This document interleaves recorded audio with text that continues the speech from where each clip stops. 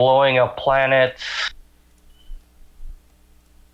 Because he didn't blow up just one. If you're just talking about the new movies too. No, I'm saying he blew up. He blew up like Yavin 4, which is the center of the rebels. So, now that we're technically on topic, welcome to Battletech. Yay! Hey, what's going on? Well, I'm gonna get off the stream because I don't want to ruin your stream, so I'll watch it. Watching it is all well and good. I'm always encouraging people to wander in and poke fun at me for my really shitty tactical decisions or my really shitty strategic decisions. And as you guys can probably guess, because I play this game full screen, I do not really have a way to check the overlay, so if you guys want to keep an eye on the chat and point and laugh at me whenever I do something stupid, that'd be wonderful. You couldn't see if we were pointing. Unfortunately, I gotta go do something. And I won't be back for like an hour or two, I think. I gotta go for 10 minutes to go do something. Go have fun. Something. No, I'm just kidding. I'm gonna watch your stream. No, it's fine. I was implying as a joke. Okay, bye bye. Anyway, welcome to the second Battletech stream on my channel here. This is the Salted Grump, also known as Selnar, or K. Wilson, depending on who you want to yell at. And in the I'm Fox B-Man, chat, 188. there's And I'm B-Man. talking over Grump. Yep. B-Man is a good egg, so we try to keep him mostly good instead of being horribly rotten like I am. And as you guys can see, I have adjusted my unit emblem to a fun little sigil. I have not changed the company's name, and we are in a bit of a financial crunch because after doing about 10 fucking missions, I have gained a grand total of 100,000 C-bills, and all of the follow-up missions are very much a case of travel for 20 plus days, and then maybe get enough to almost defray the costs of our monthly bills.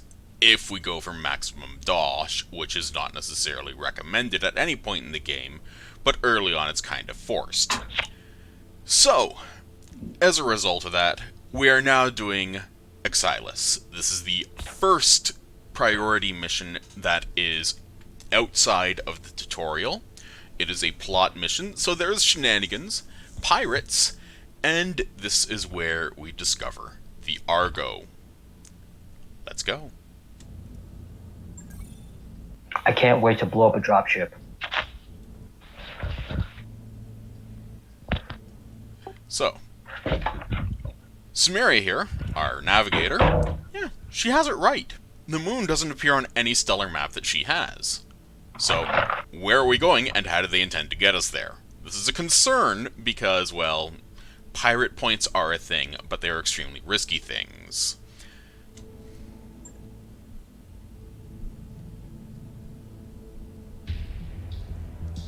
Well, shit. So we're also there's secret moons or something?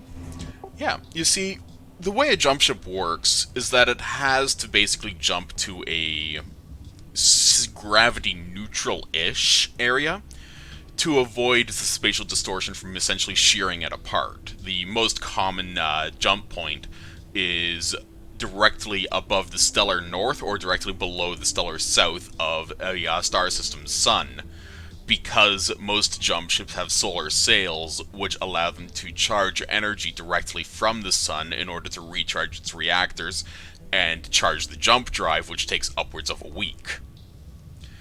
Pirate points, specifically, are spots in the intersystem gravity well where a jump ship can jump into without being essentially noticed or having people be alerted to its presence, but it has to use its own onboard fusion reactors to recharge, and if you get the coordinates wrong, you might end up, say, jumping halfway into an asteroid with all the explosive results that causes. Shit. So yeah, pirate points are incredibly stupidly dangerous, and we just used one. I'm gonna say, initially when you said pirate point, I thought it meant like a place where pirates were just waiting for unsuspecting idiots to jump in. But no, this sounds way worse. I mean, I just have it up here on the screen now with Sumeria's comment because of the fact that it's a highlightable. Non-standard jump points that exist inside a system's proximity limit. Pirate jump points, hellishly difficult to navigate because they're much smaller than standard points and are subject to the effects of planetary gravitation. The odds of suffering a misjump is pretty high, and misjumps are bad things. What happens if we land inside a planetary gravitational zone? Well, field? you know the, well, let's put it this way. The nicest possible way that, the nicest possible thing that could happen with a misjump is that you're turned into human spaghetti. I like spaghetti. Yes, but still alive human spaghetti, at least for the few seconds it takes for the body to realize that it's basically when stretched out into a tube about 50 meters long and 1 centimeter wide, and then goes pfft.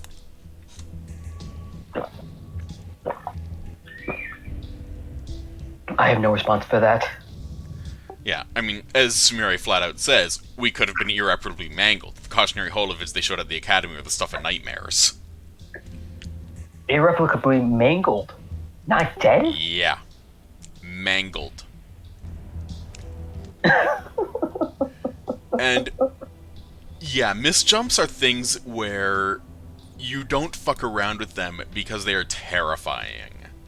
There's been more than one instance of misjump within the Battletech canon, and every time it's been a case of, holy shit, this thing has been completely gutted, how is it even in one piece, if it is in one piece? It is in one piece, just a very long piece. Well, that's one example. Another example is that the jump core on the jump ship, which takes about 95% of its actual mass,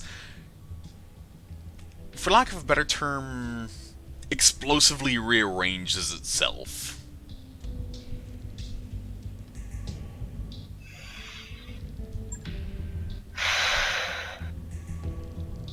Shit.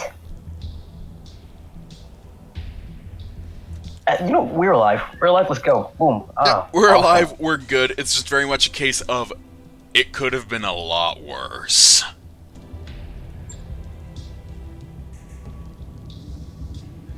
Yeah, so why didn't you say anything about the suspicions that we were going to use a pirate point? Because it wouldn't have mattered. Can't afford to turn it down. So yeah, ignorance, probably bliss. If you actually have the character background of your family dying in a jump ship accident, which was a misjump in and of itself, there would have been an optional comment there to basically really tear into someone as a result of that. So, yeah. the Argo's crash site, smack dab in the middle of a pirate stronghold. The ship, On an uncharted moon. the ship, the stronghold, and everything around it belong to a bandit queen called Grim Sybil. Really? Really, pirate names are stupid as fuck. Yeah. As Yang comments, sounds like the kind of name you choose out of a hat. See, I like Yang. He understands me.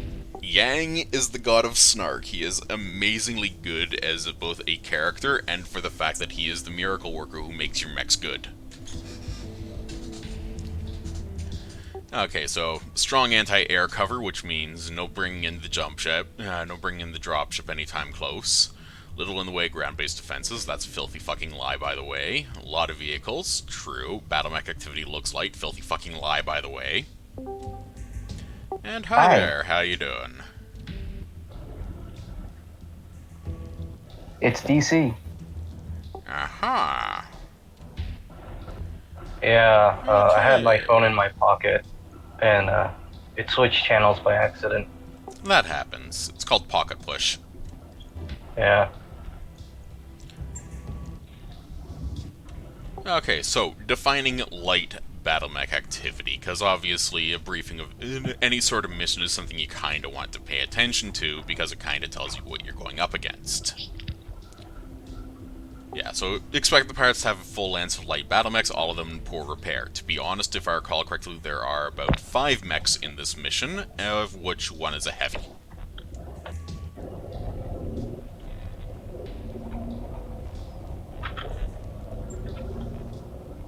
Yeah, so never heard of Grim Sybil for obvious reason, because she's a absolute potato of a pirate stuck on a moon in the middle of nowhere. Yeah, mostly stays put. Yay! Yeah, so she's a tit. Yeah, so let's see, blah blah blah blah. Came up under Lady Paula Trevelyan, Tortuga Dominions. So Tortuga, yeah, Bandit Kingdom in the essentially near the Federated Suns and Torian Concordat, so it's off our map in game, but it's essentially to the, for lack of a better term, if you look at the inner sphere on a map, it would be in the bottom right corner for the Tortuga Dominions. And eventually the Federated Suns finally gets pissed off at the pirate activity there and takes over the entire set of planets. I can't see that thing. Makes bigger. Lady Death? Yeah, Paula Trevelyan is nicknamed Lady Death because that's her pirate call sign, and yeah, she's kinda dumb as fuck. Yeah, so let's see. That pirates are dumb as fuck. And Yang, of course, absolutely sasses the hell out of it because, yeah, the pirate names do kill him. They're absolutely hilarious most of the time. Some of the choices you get are pretty funny too. Oh, I know. That's a Okay. question. Are mech warrior designs any better? I mean, are Usually mech not. warrior call signs any better? Usually not. I mean, I, for one, Let's say, named my call we're sign called a Snake. Golden Rooster. So shiny cock. Yeah. nice. Okay, so they have vehicles and turrets, maybe a few mechs. Got it, let's keep going. Why do I want to play this game? Now, this is the interesting part. Because of the radar-guided AA guns, we'll have to take down the radar towers so we can actually approach the derelict. Because this is important because A, we have to secure the Argo, and B, and this is just as important, we'll have to extract eventually. I mean, if the AA guns are still online when they try to leave with the Argo, it'll just get blown to pieces. Thus why we take out the radar systems, so the AA guns would be either manually guided or just sitting there with their thumb up their metaphorical ass. I'm getting a lot of static. Is that you, B-Man? What? I'm getting a lot of background static. Is it? That's weird. I haven't changed my settings at all. No, it's, sorry, it it's could you, be me. DC. Yeah. Do you want me to disconnect? It's not a matter of disconnecting, it's just a matter of you might want to consider using push to talk. Okay. Give me a second. And speaking of push to talk, I need to get some more stuff to eat. I'm still hungry.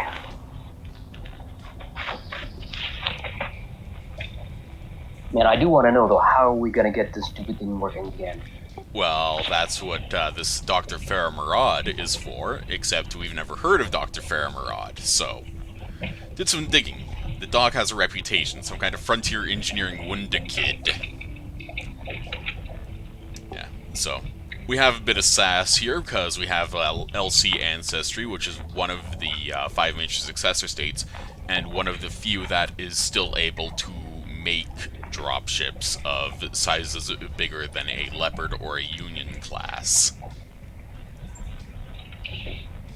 So I forget, which kind of dropship tech or space tech is lost tech, or is lost tech? The Argo is extremely lost technology, but in general, dropships are not lost tech, they just have an extremely slow build time because of the fact that it's a matter of scale. Jump ships, specifically the technology used to make jump cores, is lost technology. So jump ships are considered sacrosanct. Nobody shoots them on pain of being essentially excommunicated by the entire inner sphere. Shit. So, we have a Shadowhawk, modified to be toting 3 SRM racks and a medium laser. It has 5 jump jets, so it's going all over the place. We have a stock Blackjack. It is a Blackjack, it is stock, it's... yeah. Stock Blackjack, stock. Yeah. We have a Vindicator that has been modified to tote its PPC and 3 medium lasers instead of an LRM-5 rack and a small laser. So it has better armor. Yeah, it has better armor, it has full jump capacity, it's going to get some work done. And we have a Bone Stock Spider because I haven't gotten anything fucking better. Anything? Anything. Yeah, the first early missions, they'll give you a lot of travel contracts after a while. Now, here's the thing. We're on a lunar biome. This is an issue because of the fact that it directly impacts our heat sinking ability in the worst way possible. Oh shit, we can't vent. No, You can, it's just reduced. Because it has to be direct radiation instead of convection. Nah.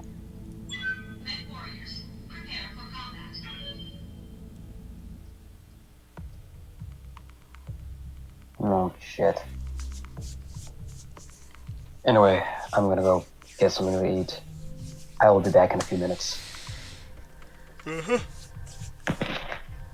So, you have 3 major objectives. Destroy the radar tiles, proceed to the Argo, defend against Grimsible's pirates while Murad's team restores the derelict.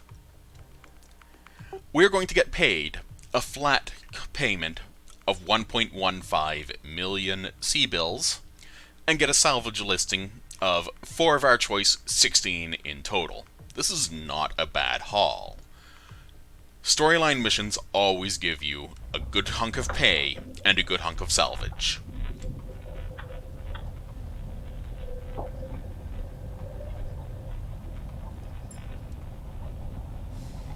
Command interface initiated.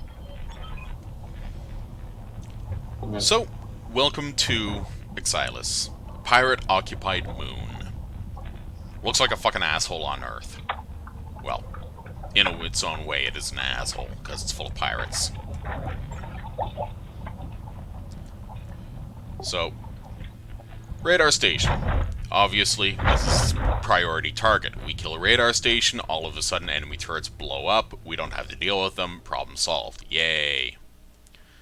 So there's at least 1 lance of battle mechs in the area, and a whole bunch of vehicles. We're going to genocide everything, because we are awesome like that.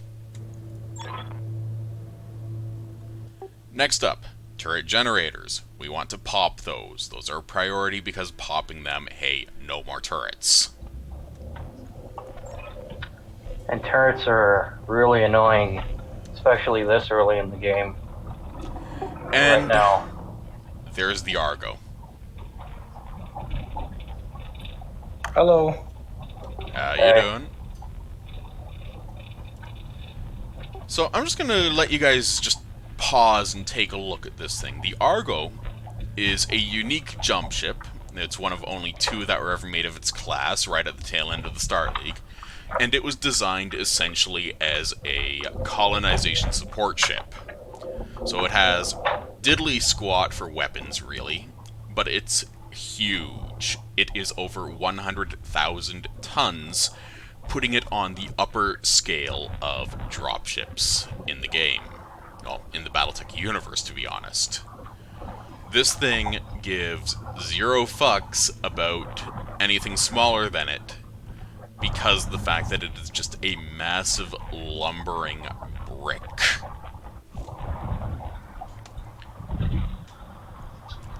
And we're going to turn it from a crashed derelict into our new ride.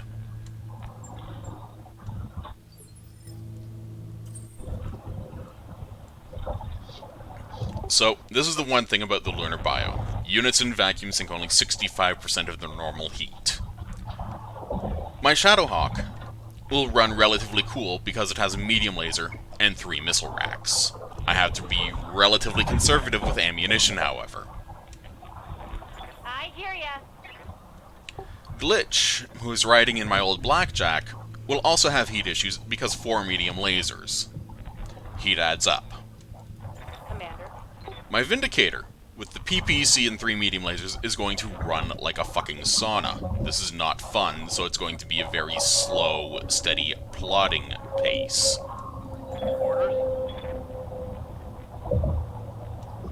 And that was a jet flying overhead, DC? No, sorry. Can you hear me now? Yes, I can. Yes. Oh, thank you. I was fiddling around with my settings to stream and have a bit of an awkward situation where I couldn't hear the music because I had to watch on YouTube and it had a 5-second delay. So I'll need to figure it out next time. How do I going to play 5-second again? delays are concerning. Yeah. Tomorrow I'll fiddle around this. Now I'm going to enjoy the show. On it. I'm watching you play.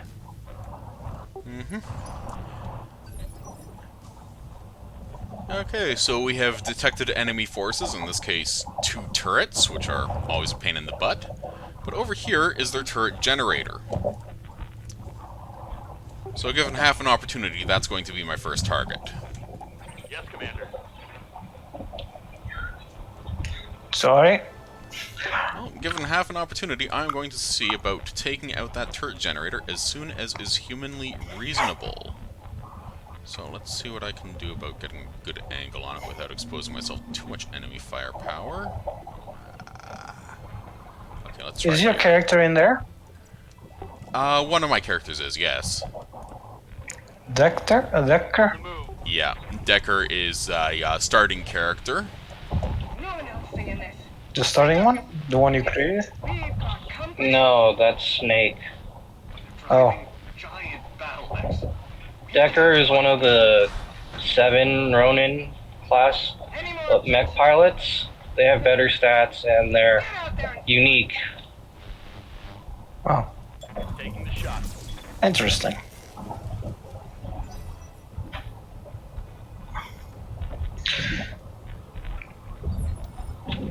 So as you can see, my first priority, taking out that turret generator, is off to a good start. So the enemy turrets here are a pair of laser turrets, so they're pretty laser happy, obviously. I'm back. And by laser happy, I mean they each have 2 medium lasers and 2 machine guns, so they're kind of it's useless. Wait, just two medium lasers and 2 machine guns? On a turret, yeah, which is kind of concerning because it's still a Why? turret. I mean, like, it's still a turret, but that's such a small armament. On my way. Yep. Whatever, blow it up. It offends me. Yep, so 85% chance to hit with a pair of autocannon 2s. Here's hoping the RNG does not fuck me over. Roger that. Firing on target. Got it. Target Stream delay is just making it spoiled. Nice snipe. Now, over on the other side, where this other radar tower is, there's another turret generator, which I also need to gank quite vigorously because of the fact that, well, only one of the turrets is down, and, well, I'd rather not deal with more turrets unless I absolutely have to.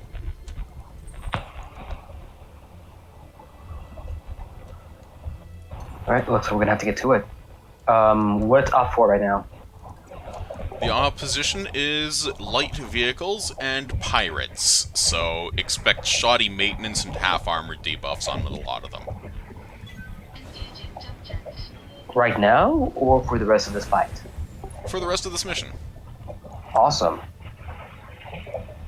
It seems like, and I'm hoping I'm not jinxing anyone here, that this mission is gonna go smoother than I expected it to. Well, you jinxed it. Shit. Yep. Fuck you, I'm eating my sandwich. Grump, on a related note, how can you delete a previous stream? deleting previous streams? I don't honestly don't remember at the moment. If it's on YouTube, it's the same thing as videos. Jumping. Oh well. It should It's be in your drop unlisted. down. I'm looking at my channel and apparently it's deleted. I unlisted it. It was a weird shit because I pressed the streaming button on PlayStation twice and it created 2 different streams. Yeah, it'll That do happens that. on occasion. Okay. No problem. So, Problem in our solved. sensor Sorry. range, we have 3 enemy vehicles here. These are most likely to be Striker missile tanks and Scorpion light tanks. And we still have this pesky turret generator over here to ventilate. Waiting for orders.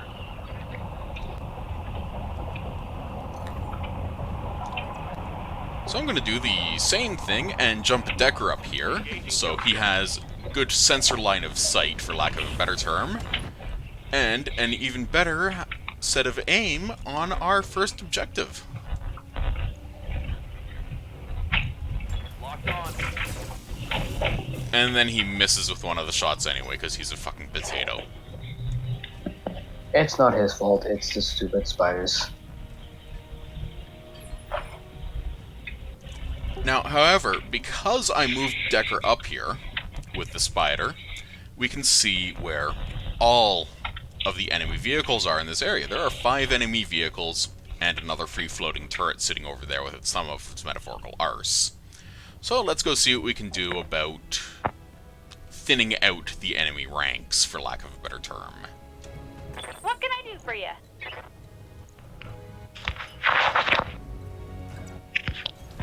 Moving fast. Also, just checking.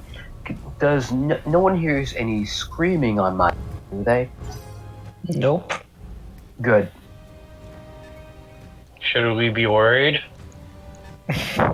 No Are we comment. supposed to hear the screaming? No comment. Okay. Receiving you. Then I definitely do not hear the screaming. Wink. Wink, wink, nudge, nudge, snark, snark. Need a groin.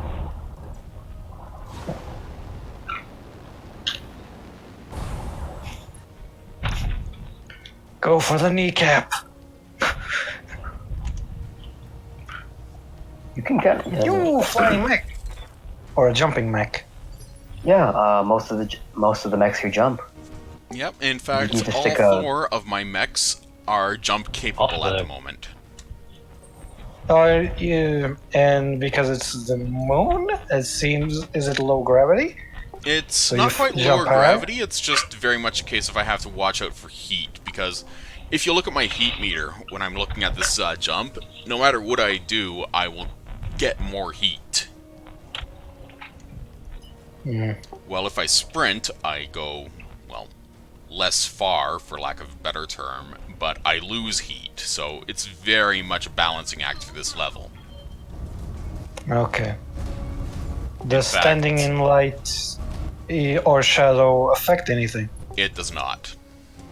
Oh, okay. Certain terrain effects do affect certain things with your mech. I remember in the tutorial there is a part where you get in water to reduce heat. Yep, and sadly there is no water on a airless moon. Of course. However, there is a lot of rough ground, I think. Yep, so this striker rolled up this hill over here and took a pot shot at me and missed with everything. Oh, I thought it hit. No, all of those stray shot pips you saw were it hitting this large building here that my spider is standing on. Which is why this large military building is now down to 128 out of 200 structure. In theory, Oh no. I could probably take down the building entirely. In fact, why don't I do that? Just show it off in that way. Because I can. Do it. Now, here's an Why issue. do you want to do that? Because I can. Oh shit. Okay. Spider needs to needs to vent real bad. Yeah, this is the drawback of jump jets. They run hot. Oh, about jump jets, I wanted to say there are some mechs that cannot take jump jets. That is not true. No? No, Battletech, the PC game, is extremely customizable to the point where it is wholly acceptable for you to essentially, well, modify a mech that normally would not have jump jets and give it jump jets. Like the Wolverine 6K? That is an example, yes. So, this large military building here has 200 health. With this PPC and 2 medium lasers, I'll strip off half of its health in one go. Target. Okay. Do it. Do it, do it, do it, do it, do it, do it, do it, do it, do it. Yeah. Sorry, stream delay. Waiting for orders. I blame Grump. Well, you can blame me all you want, but I'm still gonna see if I can actually take down this building and everything above it in one go. You mean in it?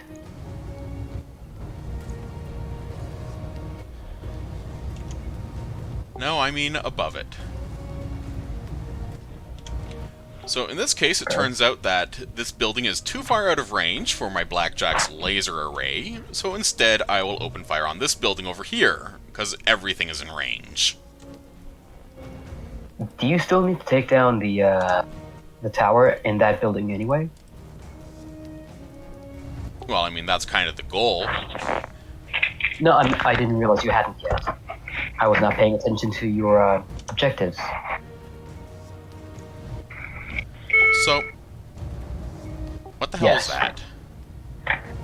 Oh, that's not turning off my car. Got it.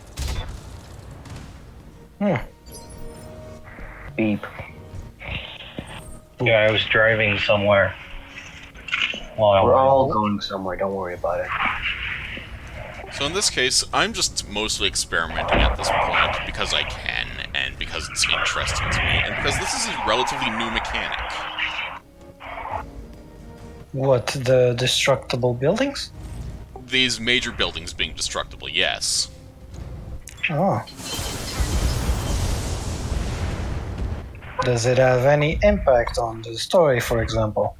On the story, no, but essentially everything on top of the building, like, say, this radar tower, can be destroyed simply by, well, me taking out its foundations. Destroying. Yeah, I understood.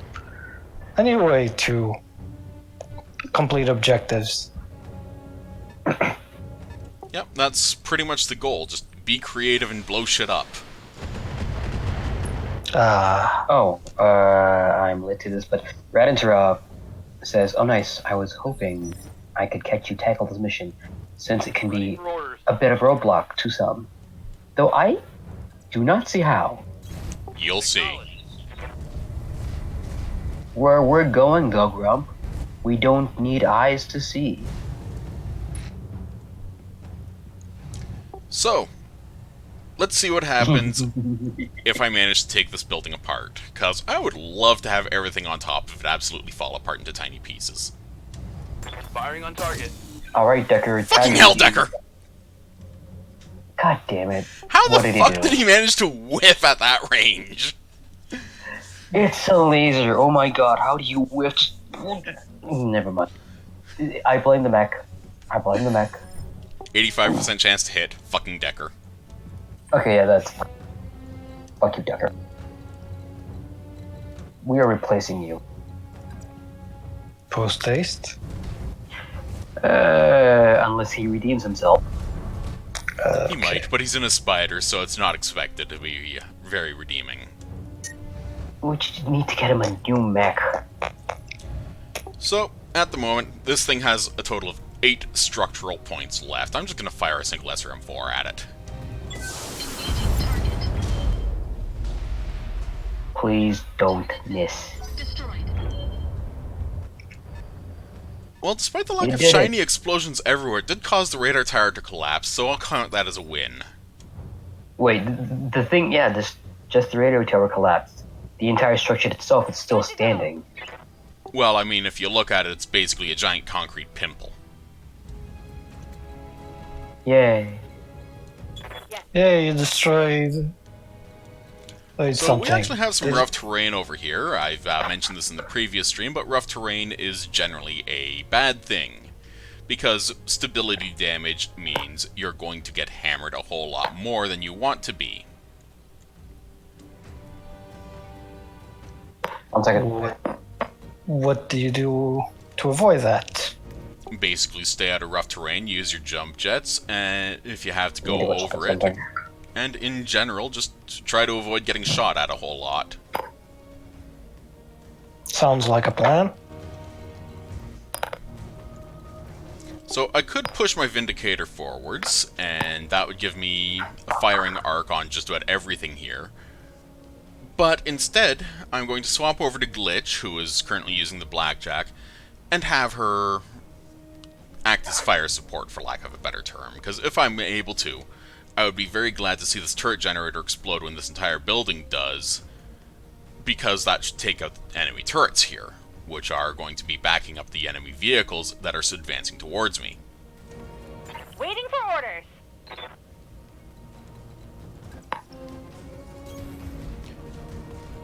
Also, Glitch has multi-target.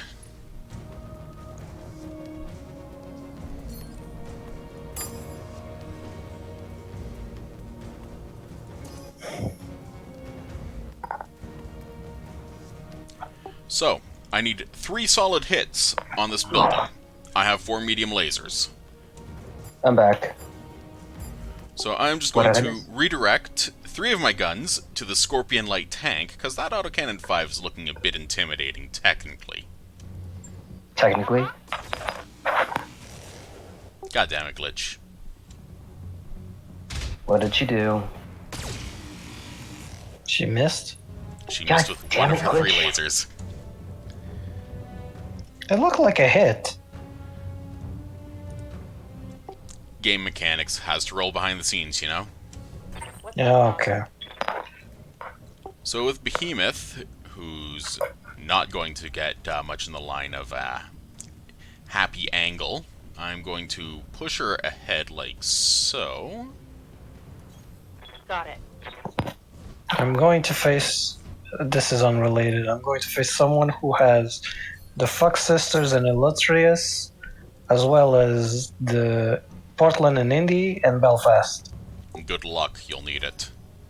Yeah, Sounds doable. What are their levels? hundreds. Yeah, have fun.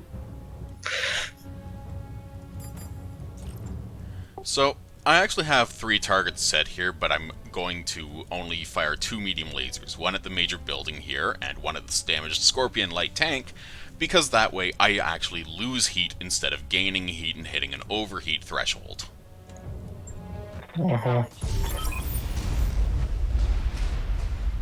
Yep, so with this major building collapsed, the radar tower goes down, and the generator goes down, so all of a sudden there's no more enemy turrets on the map. Ah, the guy is named Oliveira. And that is Sounds one less promising. vehicle to deal with. One more for the trash heap.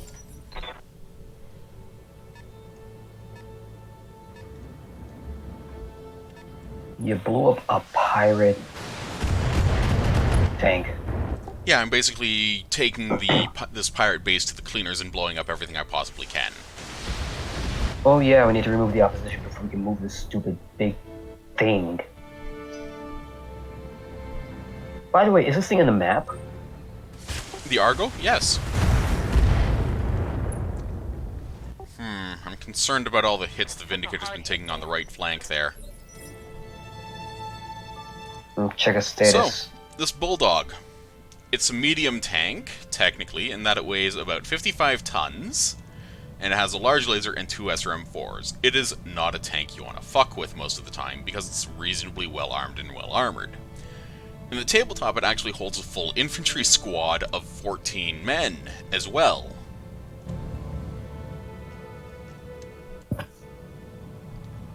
Oh. Really? Really. Now, That's really big. I'm just gonna sneak the camera over here for a moment and just show off how big the Argo is, because holy shit, this thing is huge. And even more, holy shit, this thing is huge. Look at how huge this fucking thing is. It's How fucking many big. people it's supposed to support? I mean, technically it's supposed to support planet-wide terraforming efforts, so a huge Okay. amount. What happened to it? Basically, it disappeared when the Star Leak fell, and it ended up crash landing on this moon. Oh. And you're here to retrieve it? That's the plan. Okay.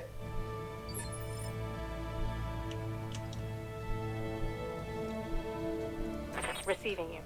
Okay, so Behemoth's Vindicator is looking a bit beat up. The right torso is down to 12 points of armor, the right arm is down to 18 points, which is concerning. But I can do 110 points of melee damage to this Bulldog, which is kind of in my face. And if I look at the Bulldog's stats, a hit to anywhere, courtesy of the melee damage buff and its kind of shoddy armor, means that a single melee hit will kill it. Do it. Position confirmed. There's no argument here. In fact, there's no choice here. You can only do it. Plus, it's always fun seeing those things cartwheel after you stomp on them. Enemy vehicle. Yay. 3 and delay. I love the way that they just gingerly step up to it so that they can stop up. Don't need to tell me twice. Well, I mean, battlemechs are not agile. They are very clunky machines at best. So we have a pair of strikers here, which is mildly annoying, instead of actually being a threat. But I have damn near perfect accuracy, so I'm just going to turn off 3 lasers and let Glitch stay heat neutral. And hopefully this thing will die in one go. Tell me what to shoot. Yes! Explode for me! Explode! Little guys. That's all. Yeah, you did it. Yo? No, Mike. And so, of course, my Shadowhawk jumps kind of into the wreckage of this building, which has absolutely no support structure left in it. So I can take a pot shot at this enemy Scorpion. You know what that makes me wonder? Can you, actually, does jumping into these structures cause its structural damage? Not really. In the tabletop, you can actually walk through buildings, which causes obvious amounts of structural damage, but it also damages the battlemech, because every once in a while you find an I-beam with your face. Yay, I love finding I-beams. It's my favorite part of walking through things. Yeah, so, because I'm in a destroyed building, it reduces my movement and spotting distance, obviously, because it's a tangle of destroyed girders and all that shit, but it provides cover, which is a damage reduction bonus, and I appreciate cover because it's quite useful. In case it's getting too scary at night, you just put on the covers, and then you'll be fine. Yeah, you're a comedian, aren't you? I am.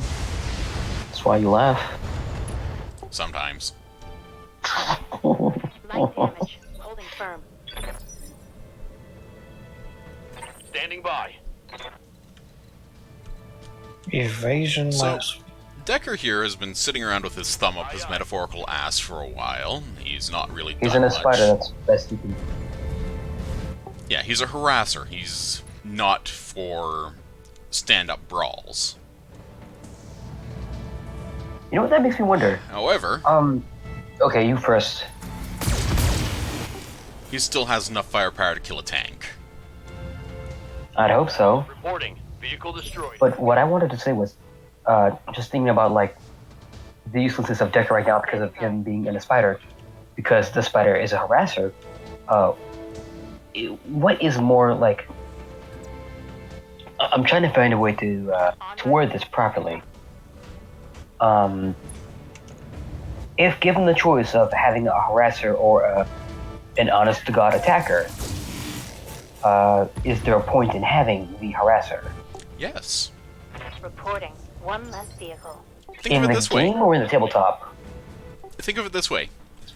A battle mech has armor on all of its facings, front, sides, and back. However, the back is usually a lot thinner than the front and the sides. So you get the harasser to go behind enemy lines and harass them. That's right.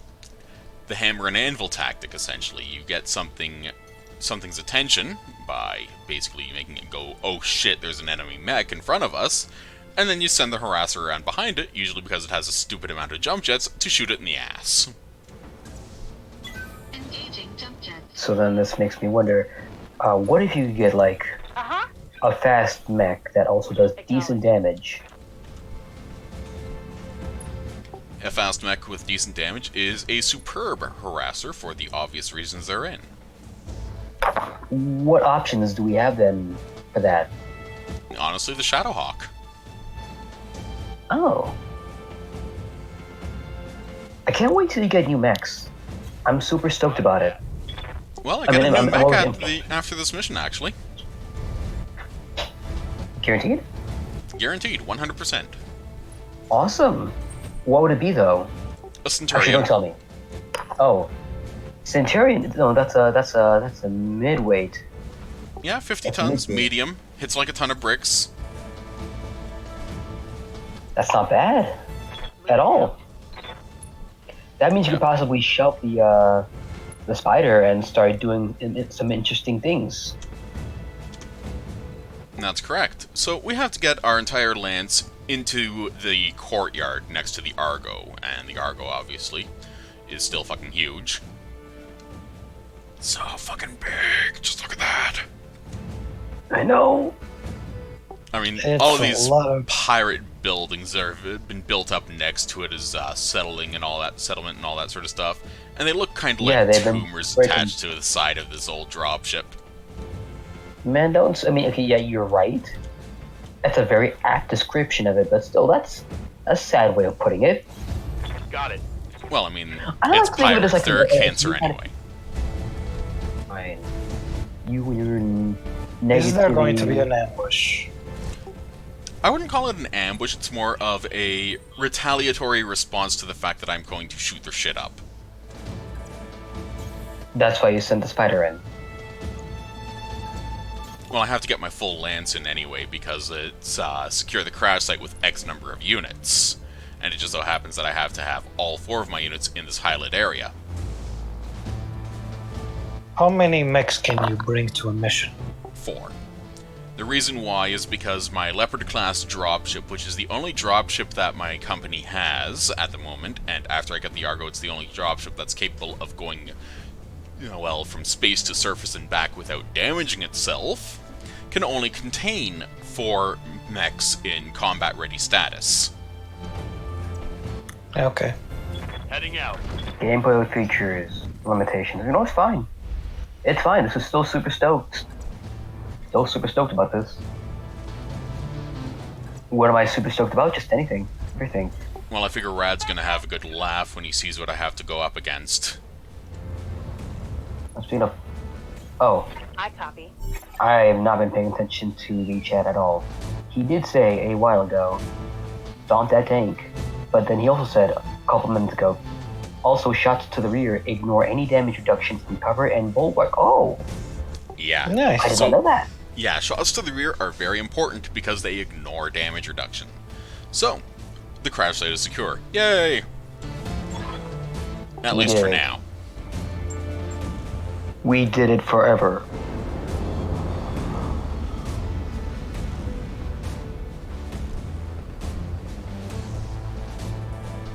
Where are the pirates? You'll see. Grump, it's too late. I'm already where I need to be. Where I don't need to have eyes to see.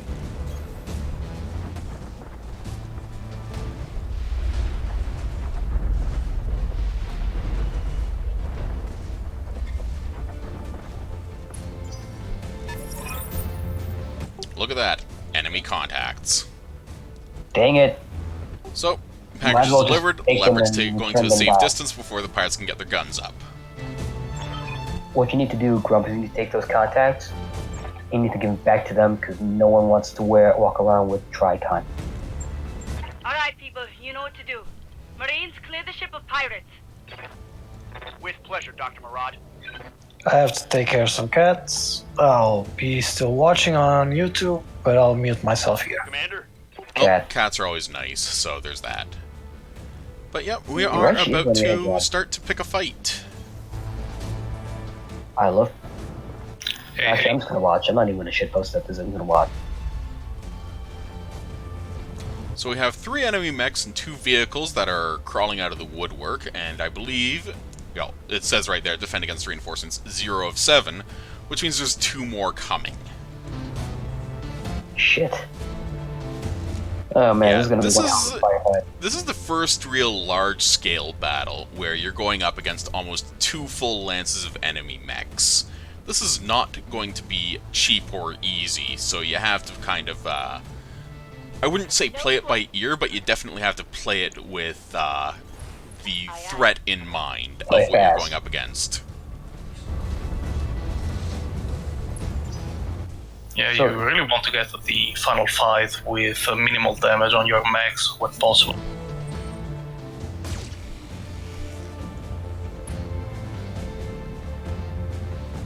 A commando. That's just a truck, though. Oh, The your Commando blackjack. is a Steiner light mech.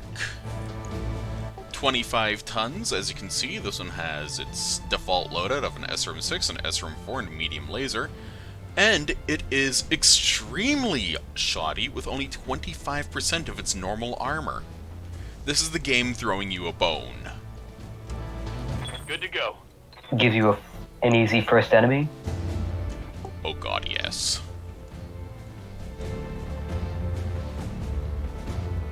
Alright, is it time for Deck to redeem himself?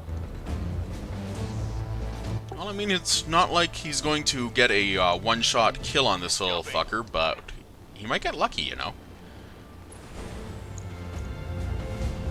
Because you see, this commando only has 7 armor on its head and 16 internal structure, so 16 plus 7, 23. I do 25 damage with the medium laser. If I hit this thing in the head, it's gone. Do it.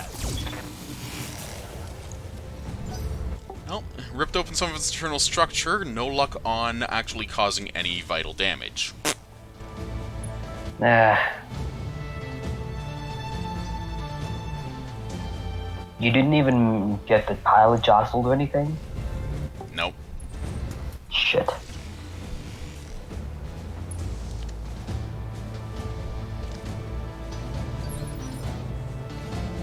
Okay, so we have our eyes on our next 2 enemy mechs, which is a Jenner, which is a Draconis combined mech, 35 tons. It's a very light harasser.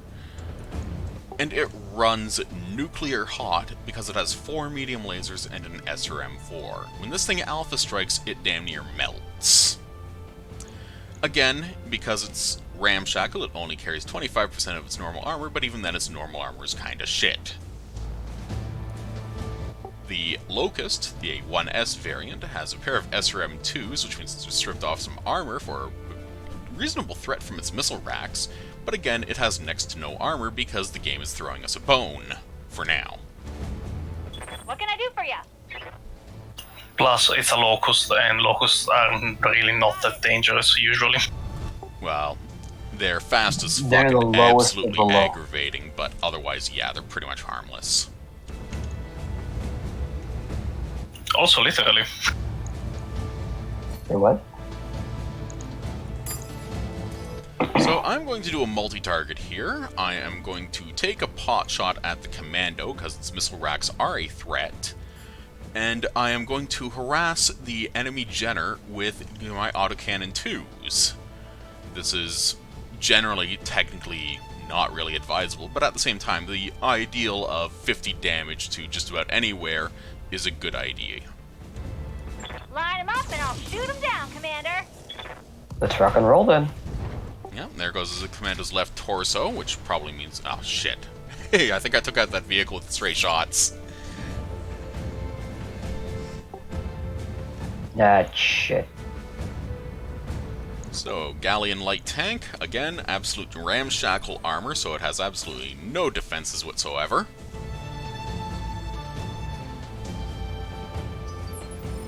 One second.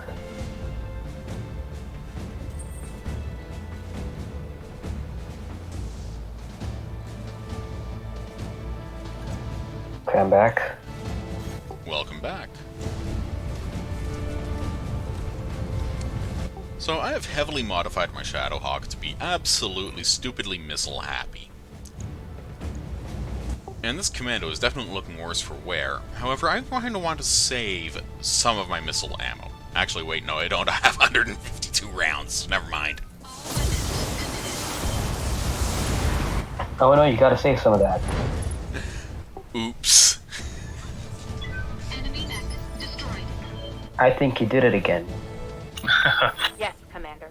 Yeah, you can see the stray shot mechanic that was introduced with the latest expansion. Yeah, the stray shot mechanic is really nice, because it basically means that when an enemy is clumped up like that, anything that misses has a chance of smacking some other poor bastard. So that's a pretty good deal.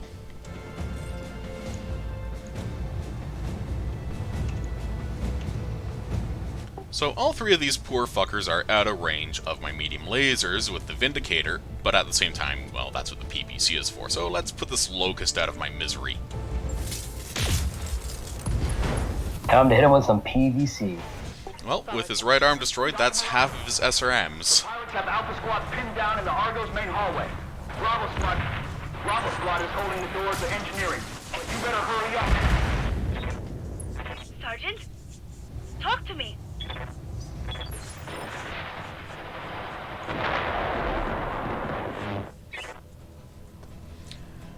So it sounds like the pirates are definitely holding their own inside the Argo. This is concerning, for lack of a better term. Ready for orders.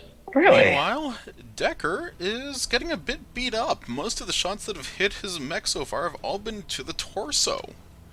This is not a good thing because of the fact that the goddamn spider is basically made of tissue paper and hope. While I could be an amusing jackass and jump on one of these fuckers and basically wreck the spider's legs, I kinda want to keep the spider, well, reasonably alive-ish. So instead, I will see what I can do about jumping to a spot where I'm not getting murdered, like, say, up here, and see about getting a good arc of fire. Like against that Locust that has not been able to move yet, and therefore is an open target. I copy. And with both side torsos destroyed, Critical hit. that Locust is kinda fuckered. There's only a middle torso. Oh, yeah, there's only a Well, middle it still torso has a left. center torso mounted medium laser, so it's still a little bit of a threat.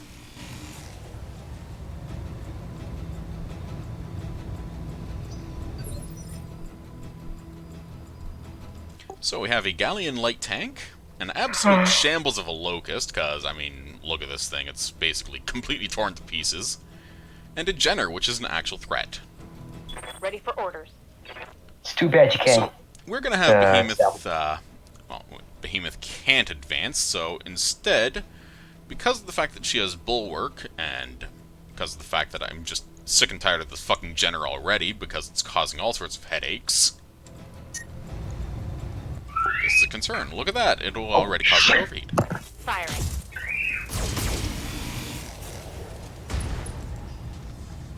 And I heard baby. Target's taking a critical hit. Ha!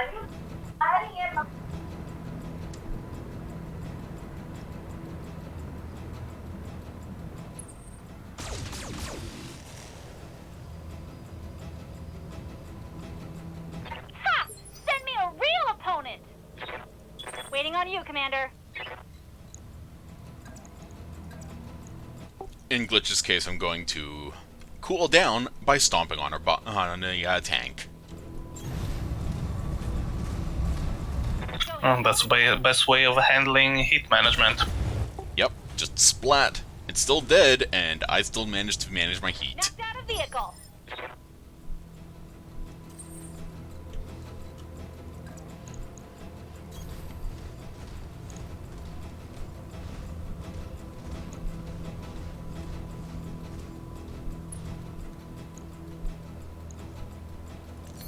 And I'm going to multi-target and see what I can do about splattering both this Jenner, which is still a threat, and this Locust all in one go. In fact, I'm going to focus my firepower on the Jenner because the Locust is that badly beaten up, and I can accept a 65% chance of hitting it. Engaging multiple targets. And there goes the Locust.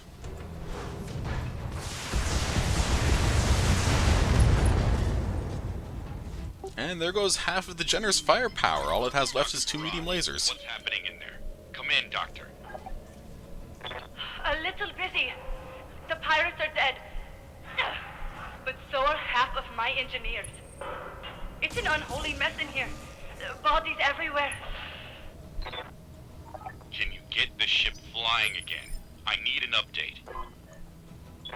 Look, do you want me to talk or do you want me to fix the damn ship? You do your job, I'll do mine. Orders?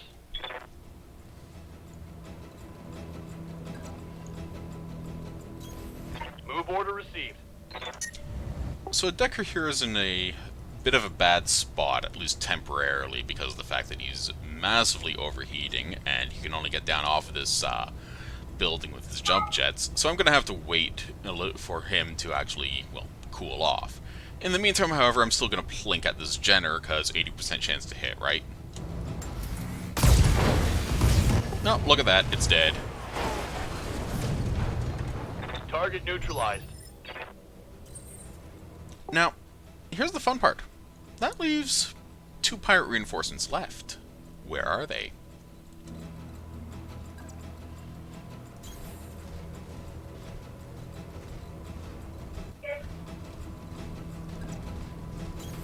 I read you, Commander. Moving out.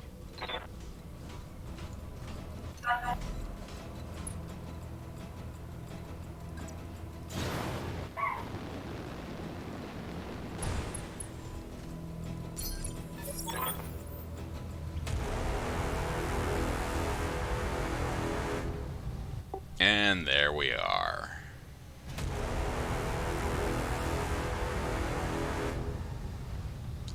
Our dear pirate queen here, Ms. Grim Sybil, is riding in a quick draw. This is the first heavy mech you can encounter in the game. It is 60 tons, totes 4 medium lasers, an LRM-10 rack, and a SRM-6 rack normally. In this case, it's mostly a hunk of junk because it has all of the initiative flaws of being a heavy mech and none of the survivability. Backing her up is a Shadowhawk, which is a bit more of a threat because we've already seen just how useful a Shadowhawk is in this.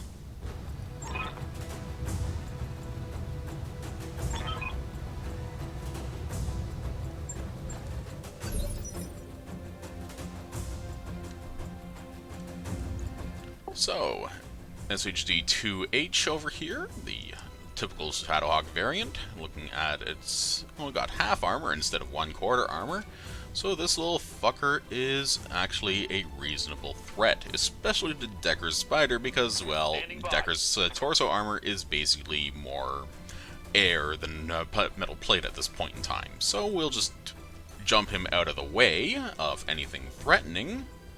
Just boop! Lifting off.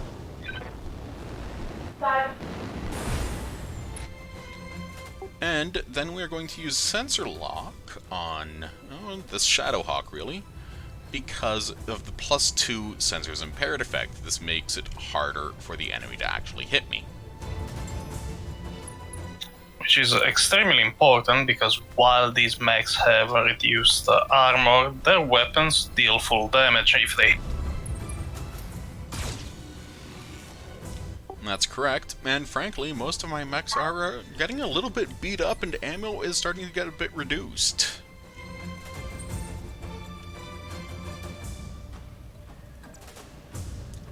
So let's see what I can do about reminding my opponent Shadowhawk on just why my Shadowhawk is better.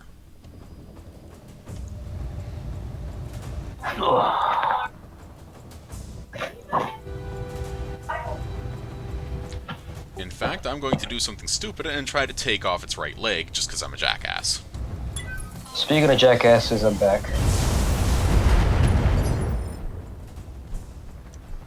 Now, the important thing about Called Shot is that it also knocks the enemy mech's initiative phase into the next phase.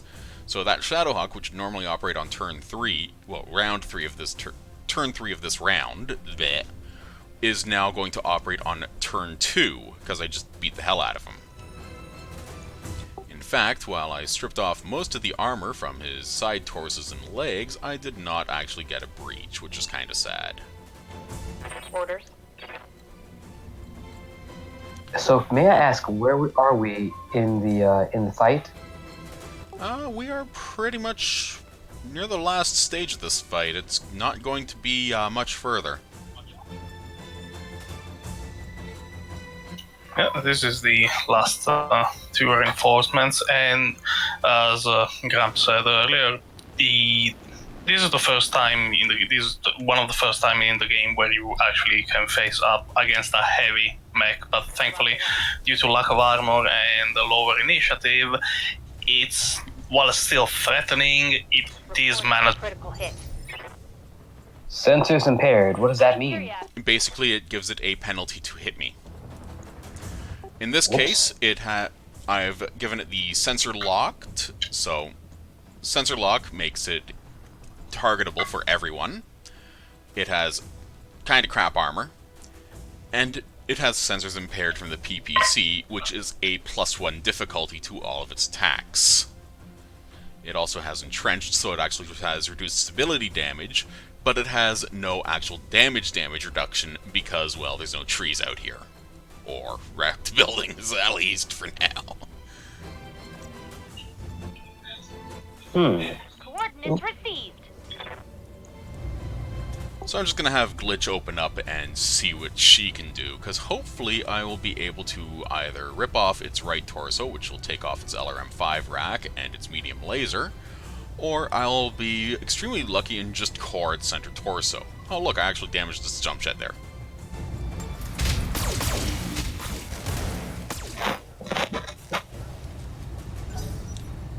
Well, no joy on the internal damage, and here comes that quick draw to be a dick.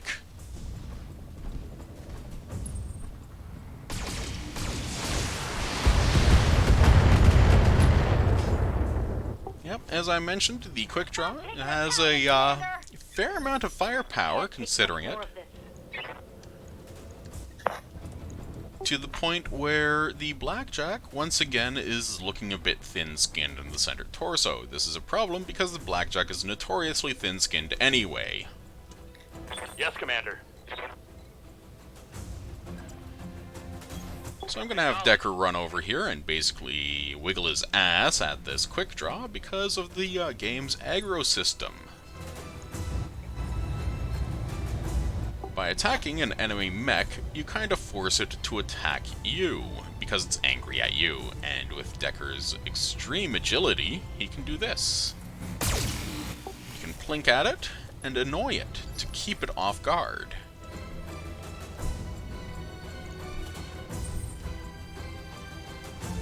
Meanwhile, I could get into an literal knockdown fight with Snake, but I really need to take down that enemy Shadowhawk, preferably the faster the better.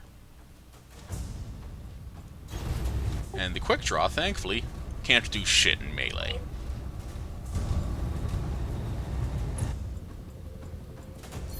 So I'm going to use another precision strike here, and see about turning this Shadowhawk's right side into confetti.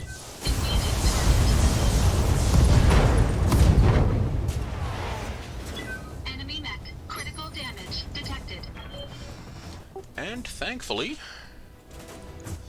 as you can see, with his right side gone, there goes 2 of his weapons, sadly not the most threatening one, that autocannon 5 of his, but his center torso is looking mighty thin, and he is basically about to be torn to pieces, 1 bullet at a time. Good to go. Moving to position.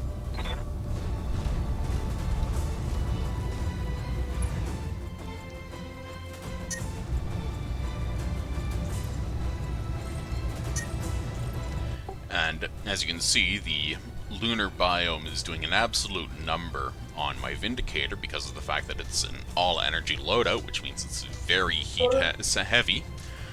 And as a result of that, I am hoping that these 2 medium laser shots will be able to kill this poor Shadowhawk before I have to start focusing down the quick draw. Taking the shot. Well, with the right leg destroyed, that's another pilot hit, so I'm not complaining. Good.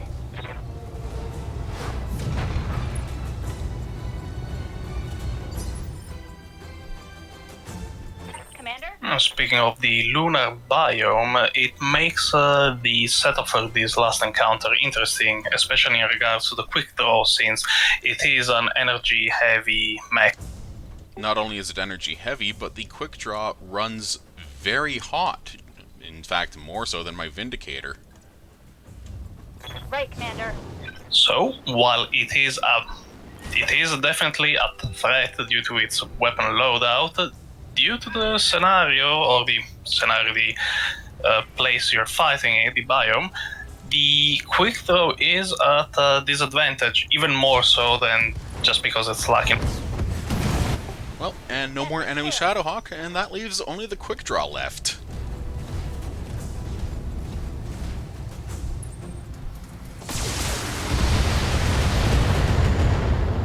Thankfully, because I jumped my blackjack instead of walking anywhere, That was bad.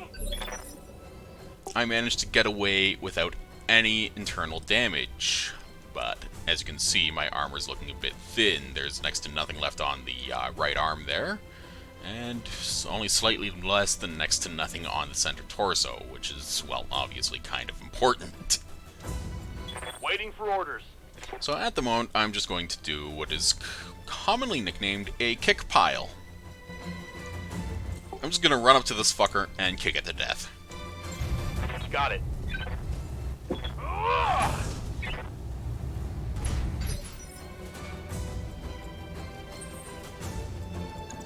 Another reason why is because melee attacks do stability damage, and by beating the hell out of something in stability, well, you can knock it over. In this case, 55 stability damage from my Shadowhawk. In comparison, if I check the missiles, so 6, 12, 16 times 3, about the same really. But in this case, it's also just a way to burn off extra heat. Physical attack.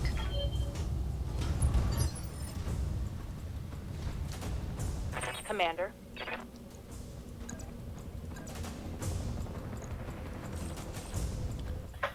So what now? Now I just keep punching it until it falls over. You're punching it to reduce heat? Yeah, reduce my heat and just beat the hell out of it. Because as I you mean, can of course, see, this, why would you want to reduce heat? well, to be fair, one more solid hit and it's knocked over. Waiting for orders.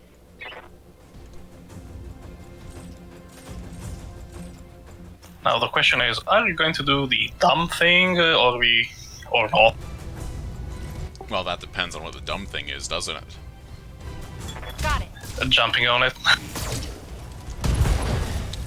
Oh look, I wrecked one of its heat sinks, his arm's off, Critical hit, and Commander. he's still standing. Fuck. Damn. But with his arm off, that's one less laser to deal with.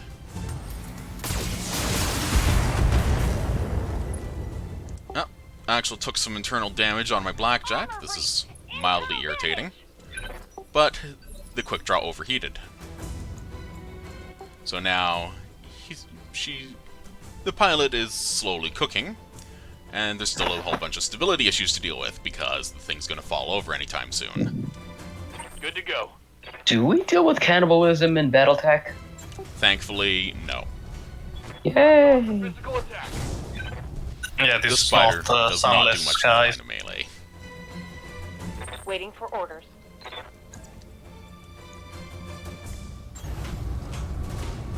Locked on for physical attack. One thing to note is that the Vindicator actually does... Oh, look, there's the knockdown.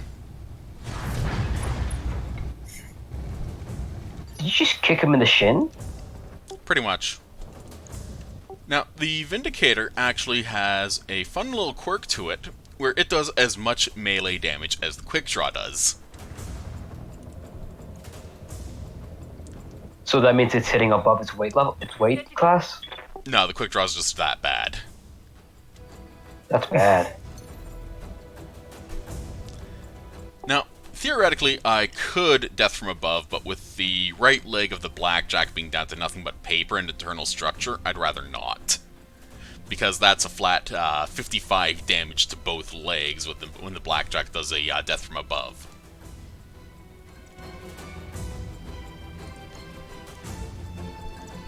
Oh, there's only one thing left to do, and that's to shoot it in the dick. Basically, yes. Or the head, I don't know. Depends on how much you want to salvage the thing for parts. No, that's just it. I can't actually fire any of the Blackjack's weapons without overheating. 1 second, I gotta go deal with this thing. Yeah. So, yeah, let's try and pop this thing in the head. I don't expect it to be successful, but hey, you never know. 2% chance! All weapons And left torso destroyed. enemy mech. Critical damage detected. This idiot gets back up, and she's taken 2 out of the, I think, 3 pilot hits. So there's a non-zero chance that I will be able to kill her by taking out a leg, for example, Damage minimal. and have a full salvage. Commander.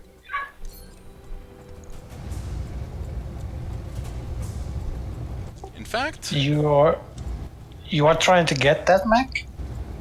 it's better than the poke in the eye with the sharp stick. I'm trying to collect all of the mechs. Okay. Locking in all weapons. So you have to basically kill the pilot but not destroy the mech. Yeah. And bad luck, because Decker decided to aim square for the center torso when being told to shoot the leg. But Destroying the mech. Grim Sybil is down. And now for a really good cutscene.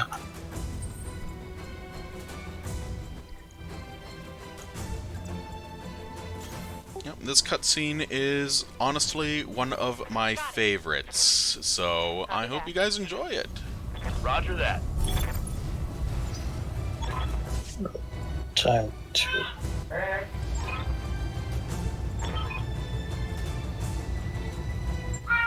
Mission successful. For the first time in 2 centuries, this beast is going to fly.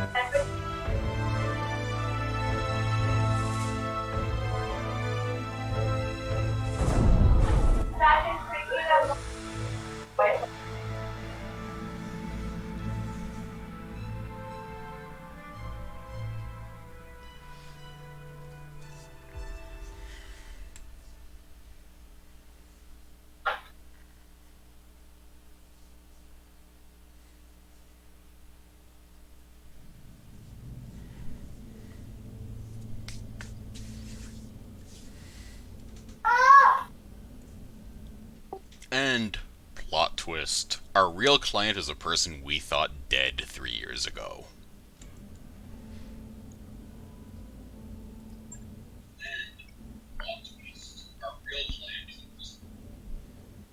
So yeah, Kamea Arano is obviously our contractor for our main storyline missions, and she is the one bankrolling our restoration efforts against the coup that ousted her and nearly killed her.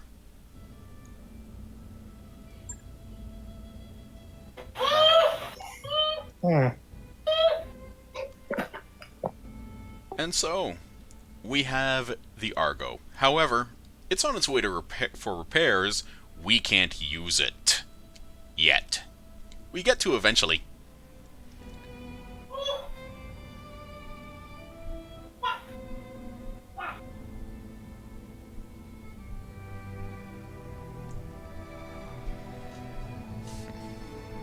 So let's see. We could be sappy, we could be a bit incredulous, or we could be a complete sassy bastard.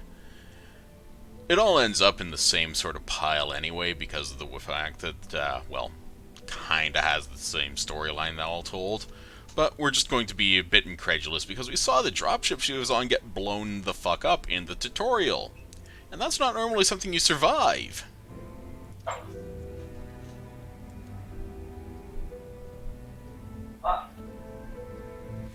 As Darius here says, news feeds ran footage of the dropship getting blown out of the sky on a loop for months. It was a bit of a bragging point for the coup, obviously, because, hey, we just killed the actual leader, so you have no choice but to follow us. Pfft, sucks to be them. Jackasses. Very much so. So directorate propaganda, obviously, crafted lies to keep the masses in line. Gee, it sounds almost like mass media now, doesn't it? Yep. I mean, the big thing about science fiction in general is that it's a way to shine a spotlight on contemporary issues without making people feel attacked for not doing something about those contemporary issues.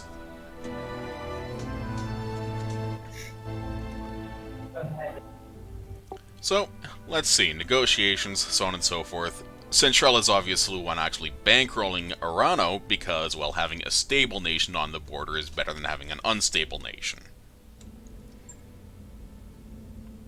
Yep, hollow projection disappears, blah-de-blah-de-blah. This is a throwback to, well, Shadowrun, which uses the same sort of system, where it was 90% text, and you would have, as a result, emotes in brackets. It's not a bad option, really. Oh, this is from the same guys that made Shadowrun. That's correct. Harebrained Schemes was founded by Jordan Wiseman, who actually created Battletech and Shadowrun back in the 1980s and early 90s with FASA. Oh, neat. I played the first Shadowrun for PC. Yep, I have the other two. I sincerely recommend both of those. Dragonfall has an amazing story, and Shadowrun Hong Kong is by far one of the best crafted isometric games I have played in a long time. Battletech was technically new to them because of the fact that it was not locked to an isometric viewpoint, and in a way, the fact that Jordan Wiseman was behind the helm of it was the reason why I backed it in the first place, as a result of the fact that I've always enjoyed the Battletech series, and, I mean, Wiseman was the guy who created it, you know? So you know it was going to be in good hands. Yeah, if the original creator was helping to make the game. Neat. Yeah. So, obviously, the directorate is run on lies and bullshit, and the bunch of assassins tried to actually kill him, Kamea, so, well, they at least tried. So, we have a couple of questions. We can ask where they've been hiding, we can ask why we went after the Argo, or we can just go right back to skipping all the side information and continue to feed the plot. Ask why they want the Argo. Well, I will. So, as far as directorate spaces we can get without leaving the frontier, a ball of rock named Zathras. So, yeah, well, we can actually visit that planet. Yeah, typical frontier world. Absolute shithole. Is Oh, poor Zathras. regarding the names, I find that your shipmate and that guy have Portuguese-sounding names with Madeira and Oliveira. I wouldn't be Are surprised. those random? I would not be surprised, actually. There's, as mentioned, there's a lot of mixed ancestry in the Battletech universe. So, for example, Yang Vertanen, that's, if I recall correctly, it's a Chinese first name, but it's a Russian last name. Or it's a Russian-derived. Oh, interesting. Yeah, so let's figure out why she wanted us to grab the Argo. Yeah, so Alexander Madeira here, he's clearly got some Portuguese features, I believe. Yeah, so test of the abilities, and yeah, obviously a bit paranoid. Can't reach out on faith after a coup. Yeah, so the Argo is a symbol mostly. The problem is that as a symbol, it's not a very good symbol because of the fact that it's currently a complete shambles of a wreck. And it's very much a case of we are going to have to pour a whole huge stonk of money into it to get it up and running to anywhere near its capabilities back when it was originally built during the time of the Star League, some 300 odd years before the events of the game. Okay, so she made it off Cormordeer, found me. Let's talk why. Yeah, so a question. Answer. The first part of your stream is the character creation and the tutorial, right? No, actually, I bypassed the character creation and tutorial in the first stream because of the fact that it was very much a case of, do you really want to go through 45 minutes of walking and talking when people are yelling in my ear? Oh, okay. Yeah. Okay. Plus, there's some really good cutscene work and such, and it behooves people in their best interests to purchase a copy of this game and to experience it for themselves. A large part of that is the music as well. Okay, so Alexander here is essentially our unofficial liaison to Kamea while she does the grunt work of building an army. We're just going to be the specialists who kick ass and take names while the army does the hard work of holding the most of the enemy's attention. So, patronage of Lady Centrella, tacit support of her government, and that means a great deal of money. So the magistracy is bankrolling. As it happens, we like money. And, yeah. So, obviously, we could be a bit sassy. We could be really sassy, or we could be quite blunt, because it's very much a matter of there's a lot of noble-related fuckery going on in this behind the scenes, and yeah, it's very obvious that Centrella of the Magistracy of Canopus, one of the grand leaders really, is not doing bankrolling a rebellion out of the goodness of her own heart, because she wants a stable border, and the Oregon Confederacy, well, the Directorate at the moment, is not supplying that stable border.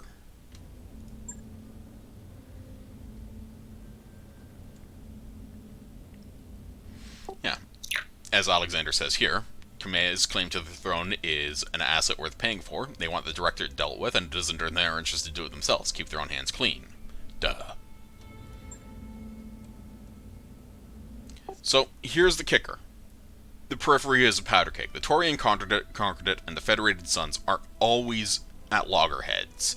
The Conquered is the only nation in the entire Inner Sphere that is willing to use nuclear weapons on planets, basically as a case of not even a weapon of last resort, it's more of a weapon of first, second, and third resort.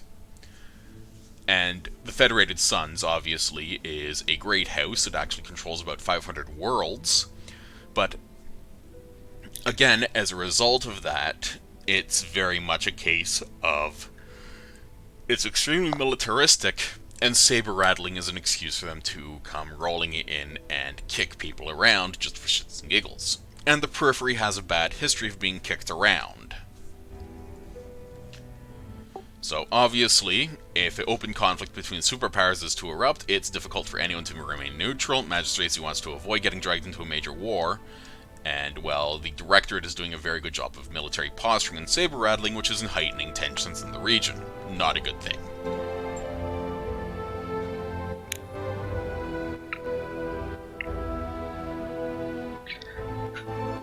And, of course, Darius just summed it up for me. So basically, you're trying to prevent a Cold War to become a hot war. That's correct. By creating a hot war. Which is kind of hilarious when you think about it, because it's preventing a Cold War between a indiscriminate nuclear superpower and an actual Great House superpower by fomenting a rebellion and undoing a coup by basically killing everything involved with the coup. So basically, you're creating a civil war to prevent a universe war. Essentially, yeah. Huh. And of course, well, Kamea has her own reasons, like the fact that she wants her throne back, and it's personal with all the betrayal, and the fact that her childhood friend Victoria basically killed her mentor, and she's kind of mad. Yeah. A revenge story, basically. Well, yeah, so betrayal, revenge, best served cold. The problem is that the dish will probably have a couple of innocent bystanders. A couple.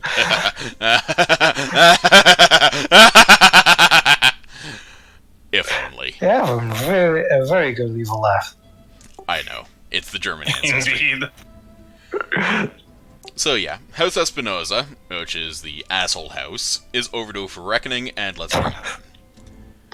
Okay, which one of the houses is not a hassle?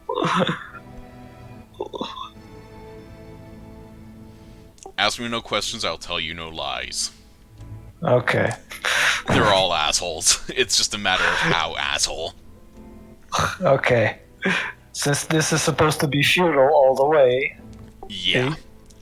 There is, frankly, about the one thing that is universally considered disgusting in the inner sphere is what noble houses in Europe would do.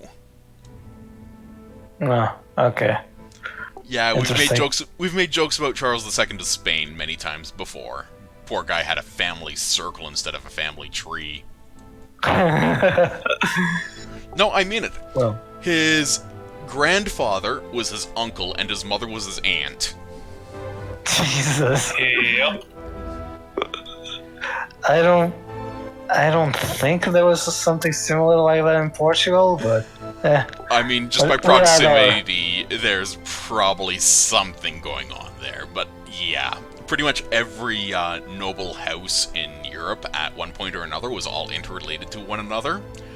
And because of the whole keeping the noble bloodlines pure, it was all inbred. yeah, the Egyptian way. Well, not quite to that extent, but it was still pretty nasty. Charles II of Spain, again using him as the most unfortunate example. Let's put it this way. The last time his family had blood from outside of his direct family was around the start of the 16th century, about 1500. He was born in about 1680, if I remember correctly. So 180 years of inbreeding.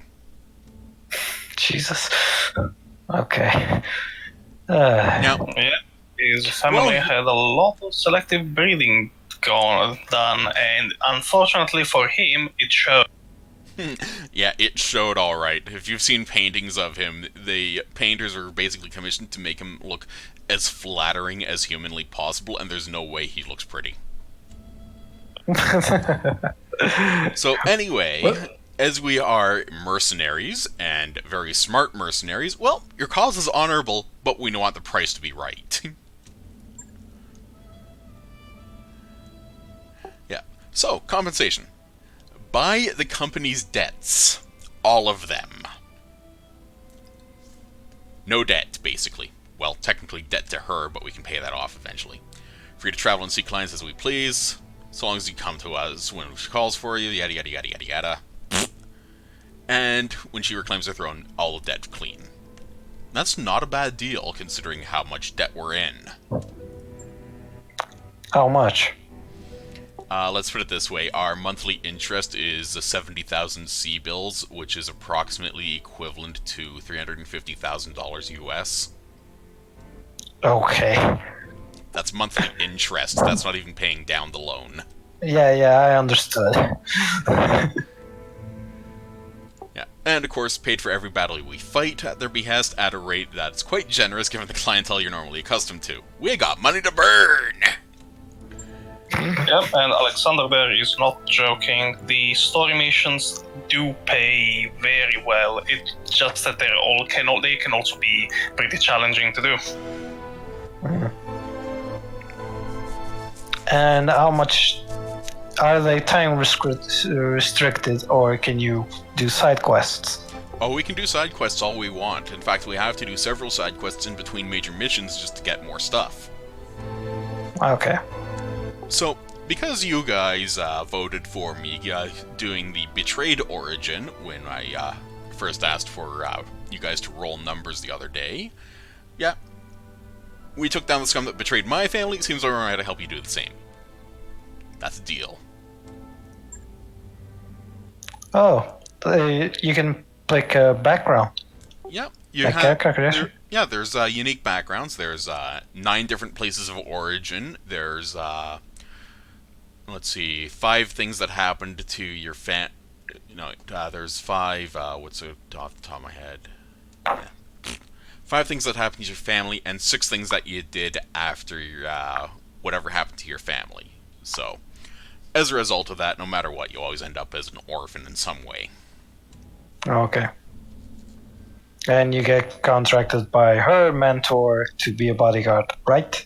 Yeah, and then shit goes down. Okay. That's what I remember from the first playthroughs of this that I watched way back. Yeah, so, just bought up all of our debt. That means no more banks restricting jump ship access. We can travel to more systems, still clear the steer of the major states. Don't want it to look like we're going to cut and run. And, even better, most of a Centurion in its cargo cradle. It's not equipped for combat, but with a little tinkering, we can get it up and running.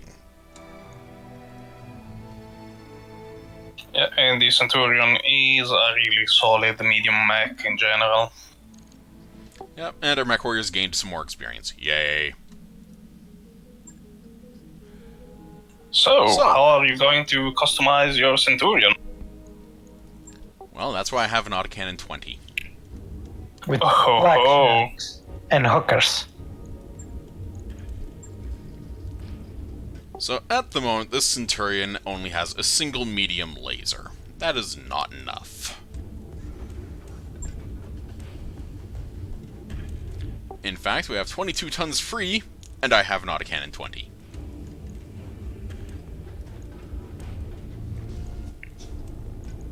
Oh, right, this is the customization thing. That's correct.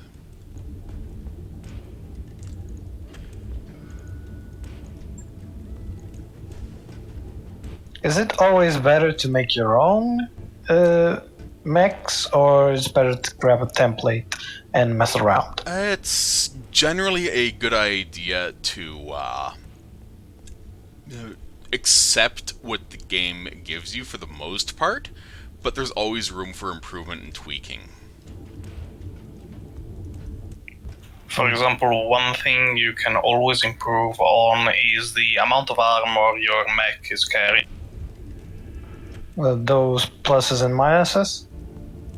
That's correct. As you can see, I'm bumping up the armor pretty heavily on this little beastie. As a general rule in this game, you do want, if possible, you do want to up armor your mechs as much as possible, even if that means trading off a bit of fire. Okay, if I can last longer, the damage will go through.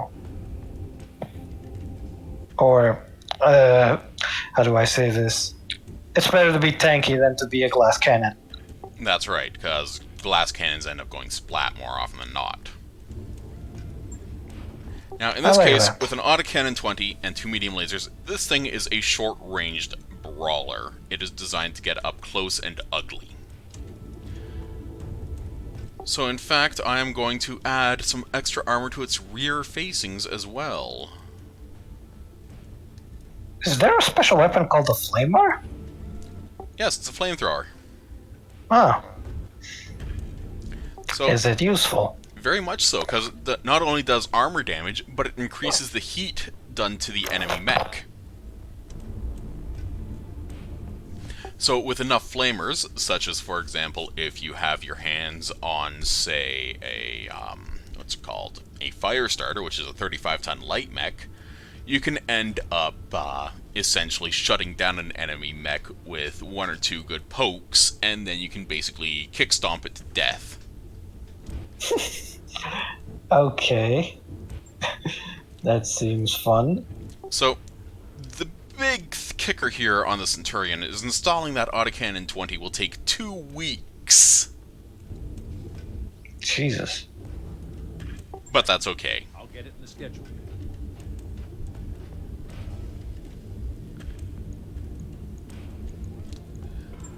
And just as importantly, our star map is now a lot more open. We used to only be stuck to these 4 planets here, which are highlighted because we've explored, because we visited them.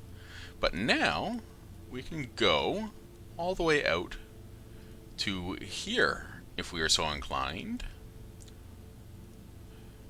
Or up into the planet Akimi, or even over to Zathras, which is where our erstwhile allies used to hide. Question. The other zones are owned by different houses, correct? That's right. For example, this greenish zone in the bottom right corner is of the Magistracy of Canopus. I mean, bottom left corner, my bad. This purple zone up here is the Free Worlds League, House Merrick. House Liao of the Capellan Confederation in the upper central zone. House Davian of the Federated Suns in the upper right. And the Taurian Concordat over on the far right. And in the middle is the Regan Directorate, which is currently a bit of a pain in the... And you can't go into those zones without permission, I assume? We cannot go into those zones yet up until we get around to the first plot mission in the zones, which is on the planet of Weldry. This is a plot mission, obviously, so as you can see, it says travel not possible, travel restricted, that yada yada yada. We have to basically get some work done before we can actually enjoy that. Okay.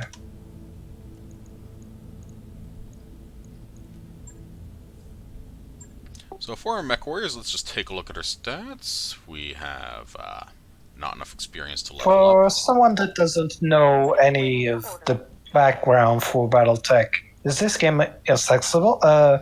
Accessible? Sorry. I find it accessible, but I'm extremely experienced with Battletech. A lot of people will compare it to XCOM, but it's very much a game where you're expected to take and deal hits in roughly equal measure. So, as a result of that, it can be off-putting to some people early on. It's definitely not a game that is easy early on, and there are sometimes missions where the game basically goes, haha, fuck you, and it expects you to actually retreat and run away, instead of sticking around for more punishment. And what about the story, the background? Can, for example, someone clicking on one of the houses tell me the backstory of them? Actually, to a little bit. It's not overly expressive per se, but it's definitely something that you can get a good head for just by checking out what the game has to say about each of the houses and such, which is why I appreciate the fact that it has all of those little highlights and such. For example, this Decker's service record here, he's Capellan, So, born in Capellan Confederation space. Well, that doesn't say much, but it gives you some context into what he's been up to per se. So, Okay. for example, oh, Decker finally took an injury, by the way. Receiving you. So far, Behemoth has gotten no injuries taken. Good to go. Glitch has taken the most injuries so far at 2. She was actually forced to eject as a result. Yep. Medusa's been sitting around with the thumb up his ass. And Snake has taken 10 injuries so far. Jesus, what happened to the poor guy? Basically what happened is that during a mission her mech got cored, which is an automatic full set of injuries. So 4 injuries right there. And that was 120 Jesus. days in the medical bay. Jesus. I'm back. Now, before we started this mission, when we looked at our finances, we had 3 pips up here. Each one of those pips is essentially 1 month worth of operating costs. With the sudden addition of 1.1 million more dollars to our coffers, we somehow managed to bump that up to a total of 8 months of operating costs, so we can dick around for 8 months without needing to be desperate about finding a job. So anyway, let's bump into the command center and see what is available. Okay, so you were handling the stats for the characters before? Yeah. What do all they do? Briefly. Okay, For so example. gunnery is how good you shoot at things. The better you are, the better your innate chance to hit something, and the higher your gunnery stat, well, you get a bonus to your base weapon hit. This caps out at plus 25%, so it's essentially the equivalent of negating about 5 evasion pips. It's pretty useful. Piloting increases your ability to hit shit in melee, and also how easy it is for you to keep your mech balanced. Obviously, unsteadiness is a major factor, and getting knocked down is kind of worrisome because it means called shots on you and your pilot takes an automatic injury. As a result of that, the better you're piloting, the harder it is to get knocked down. Guts is basically how tough you are.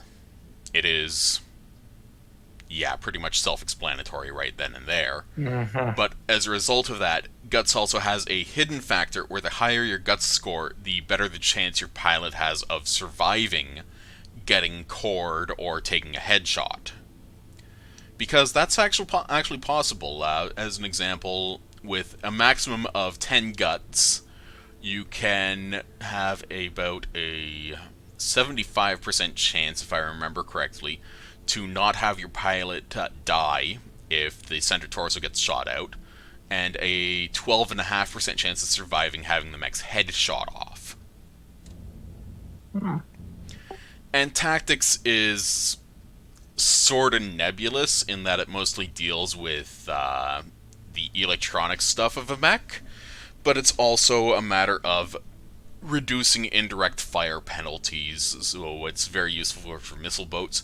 But most importantly, and this is very important, Tactics 6, so let me just grab Behemoth here and let's grab Decker here because he has Tactics 5.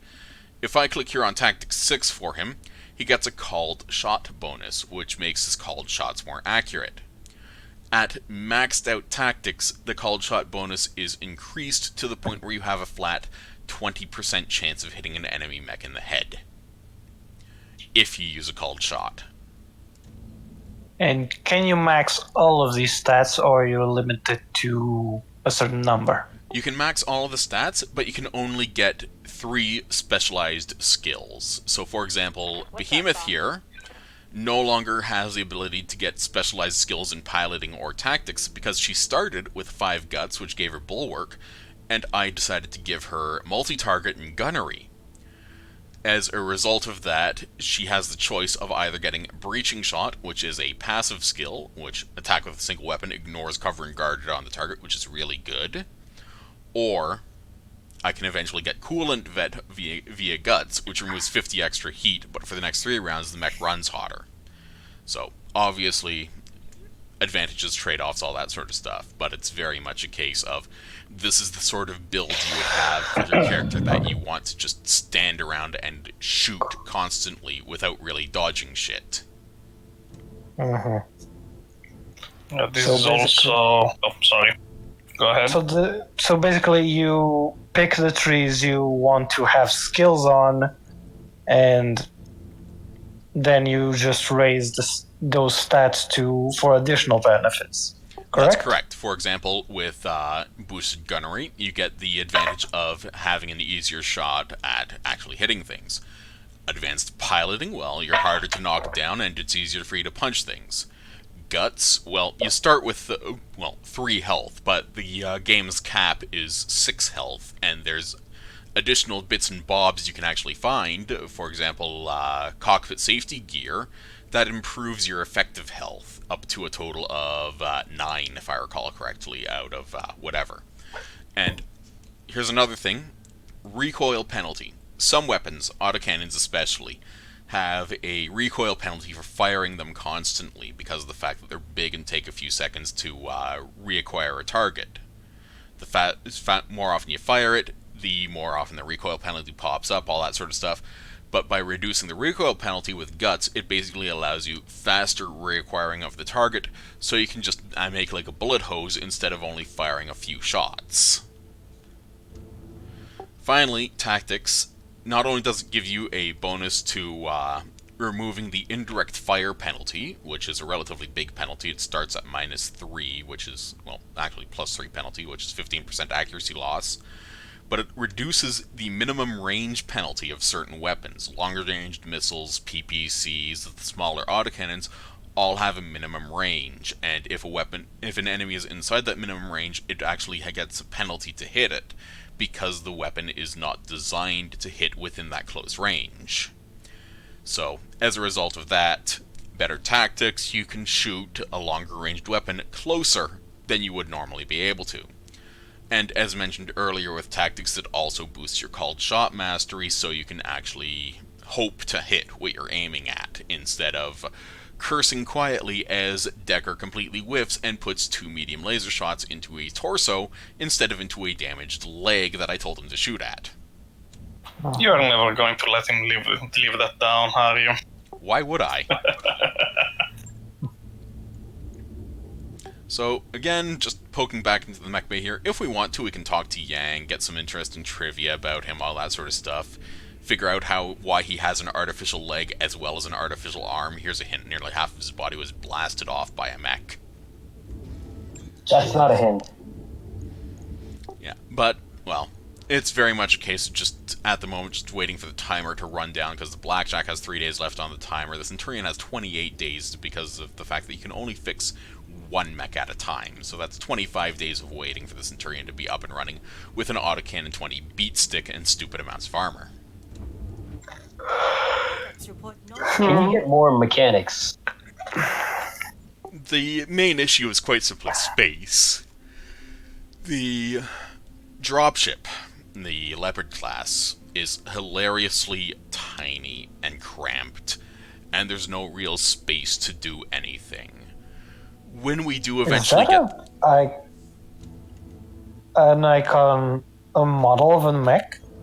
It is. In fact, it's a real model of an Atlas. You can actually buy one. It's about 1.5 feet tall, and it costs about $400. Huh. Nice.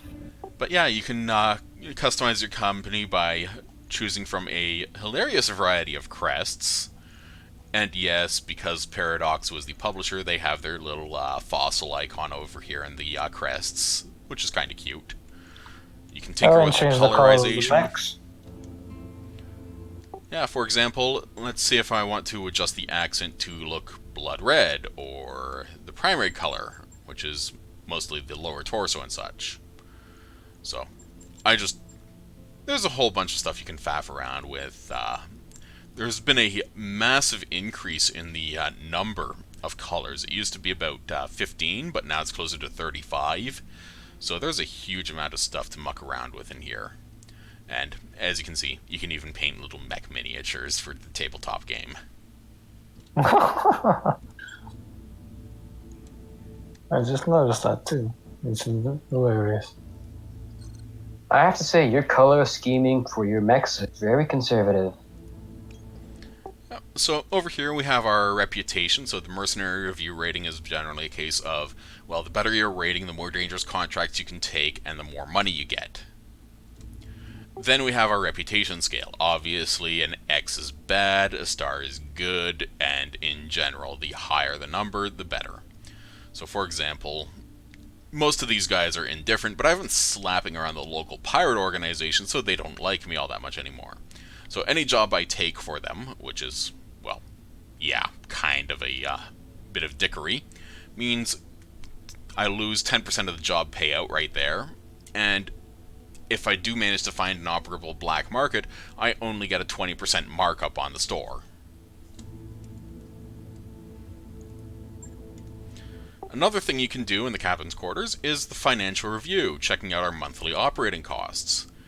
At the moment, because we have 5 mechs in our mech bay in active use, our monthly total for that, and including the interest payment, which we still have to pay, 130,000, and another 125,000 for our mech warriors, because obviously every pip you put into their stats costs an extra 1,000 C-bills a month.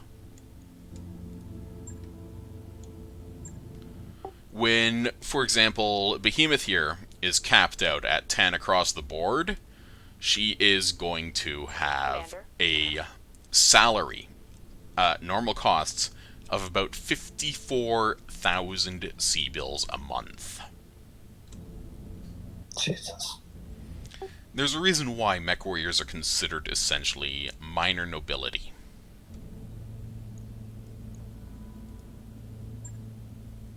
So, I have some time to kill, and there's an assassinate mission over on the planet of Detroit. So why don't we go gallivant over there and assassinate some asshole? Wait, seriously? The planet's name is Detroit? Yes. Wow. So, payment is looking a bit mad at a maximum of only 150k, but the salvage is looking pretty decent. Bio command. Oh, you can negotiate? Yes, you can. It's very much a case of push me, pull you. So if you want more money, you get less salvage. If you want more salvage, you get less money. Oh, shenanigans. Shenanigans. Yep, shenanigans. So the leopard is too small. Yep. Can't knock down any walls for obvious reasons. Yeah. Needless to say, this is something that is the absolute bane of a Leopard-class dropship's existence. It is a small dropship. It can only carry 4 mechs in active use, essentially. It is very hard to get things around, and it is cramped like you would not believe.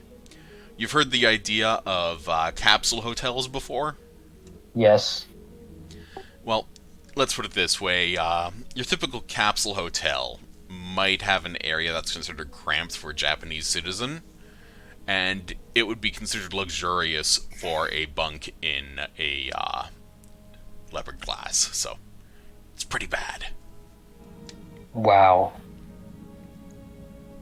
So we have some options here. We can tell Yang to make do, which slows down a mech repairs and all that sort of stuff. We can move a small amount of supplies, which is kind of the wishy-washy, neutral-ish thing. Or we can fill every last corner of the Leopard with mech bay supplies until Yang can get his thumb out of his ass and actually rearrange the mech bay so his techs aren't tripping over everything. We'll probably have to do that last one, aren't we? Most likely, because it's usually the least painful option. So here's the kicker. With everything moving around and all that sort of stuff, emotions are obviously going to get heated and all that shit. We lose 1 point of morale. But, cool. Tech points. Tech points are important because they're generated each day, spent to repair and customize battle mechs, and with a +3 tech point boost, all of a sudden our Centurion goes from 25 days to 13. God damn. Because right up there, Centurion work in progress 13 days. It was 25 days before that.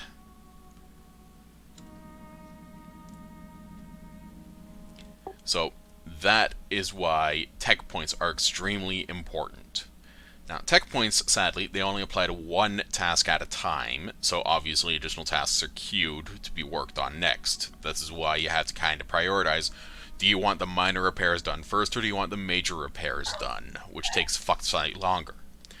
Medical, obviously, works the same way, spent to kill injured mech warriors, but medical points apply to all the injured mech warriors simultaneously, so it's not waiting for one person to heal and then starting on the next person. Again, the medical bay is kind of small and understocked, and it has kind of a shitty score. When we get the Argo, we'll actually have a better score. Eventually, because we can build up a medical bay. Why don't we have the... Oh, yeah, right. Because the Argo's got to go get repaired, right? That's correct. Got the financial report. And our current financial report, operating expenses of 255,000 C-bills, and we're still over 2 million, which is quite nice to see. It's comforting. Now, if I want to, in fact, I'm half tempted to, I can basically double my budget to extravagant for the permanent morale boost. Because I can do that for a month, drop it back to normal, grind some money missions, and hey, problem solved. So, that turned my 7 months of financing down to 4 months. So this is something you have to keep an eye on. It's very much balancing act, like a tightrope. But hey, morale being good is never a bad thing.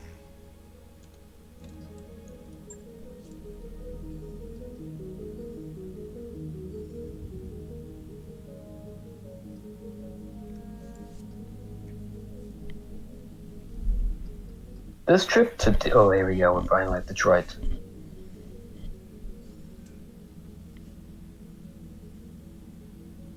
Oh, wait, no. We're just refueling. Jump ship. We are refueling our location.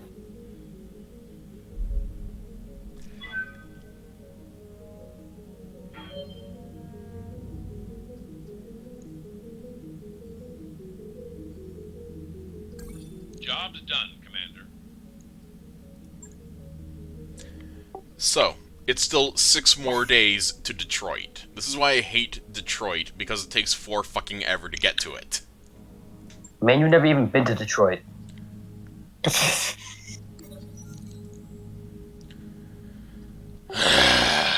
last cup of coffee. So each time you travel, one of these events happened. Not quite. The events are random. This is technically the first time we've seen any of these events. Okay. And at the end of 6 or 7 days, you get a report of expenses? The financial report is every month, every 30 days. Okay. So, we have 2 mech warriors having a fight over the last of the coffee in the entire dropship. I don't know why, but my stream is also a little lagging behind on the PlayStation. Yeah, that. I blame YouTube. So, the last cup. We have options. We can be a jackass and take the coffee for ourselves. We can give the coffee to our navigator, who is a bit tired and cranky. Or, we can treat these 2 adult mech warriors like children and split the fucking drink between them because they're in a pissy argument about it. Half tempted to do that. Could you just test something for me? Can you go into one of the orange things now? No, you can. If you highlight over the orange words, it'll explain what those mean. Yep. Yeah, I just want to see if I'm the... Yeah, there you go. I'm already synced up. For some reason, Nice. it was 50 seconds behind. Wow. Wow. So, That's an ISP problem. So, because it chose split the coffee between them, yeah, if you can't act like adults, we'll resolve this like your children. Drink up.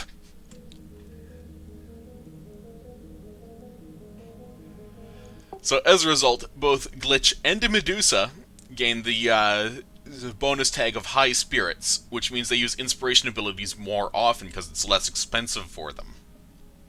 So, for example, instead of costing 30 inspiration to use a called shot, it might cost 20.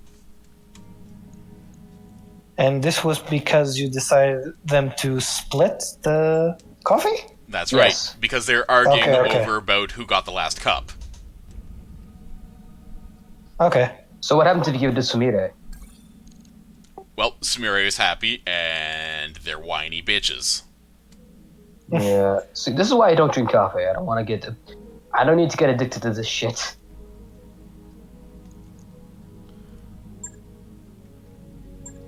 So let's take I a look was and supposed see to what the come. store has.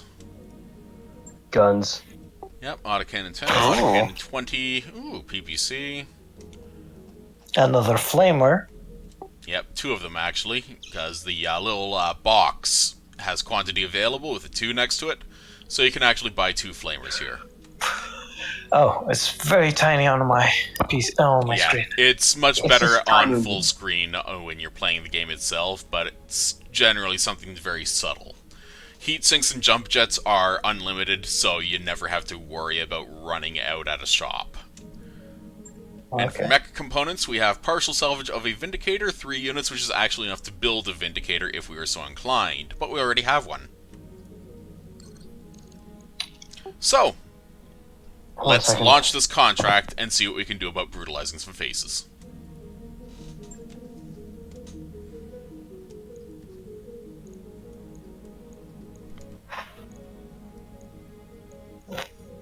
So, I gave Glitch the Centurion, because this thing hits like a ton of bricks. And it has a big fuck-off beat stick. And Glitch is your gunner. Yeah, she has a heavy emphasis on being gun-happy. Okay. Given the autocannon 20 has a very limited supply of ammo, you really want to have every shot count. Yeah, because the autocannon 20, even with 2 tons of ammo, only has 10 shots.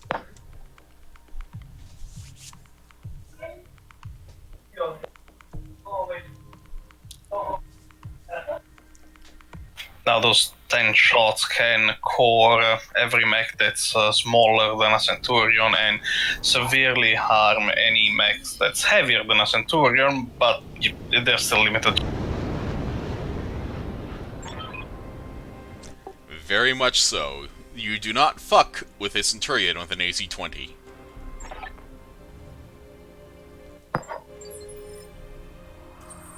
So, I'm going to do this assassination mission on stream, obviously, because it's a typical assassinations mission. You have escorts, you have reinforcements, and you have to eliminate a local diplomat. So, you know, good times had by all, except for the diplomat.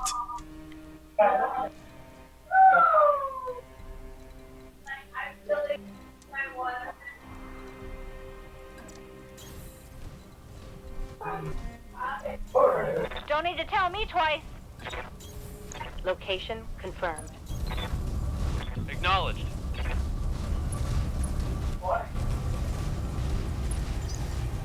This looks like a prime spot for an ambush.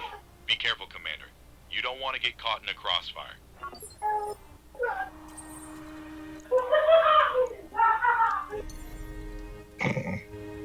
Engaging jump jets. Enemy detected. Okay, so our first enemy is one of the reinforcements, and it's a vehicle. Let's go see what we can do about punching holes in it. Uh-huh. Acknowledged.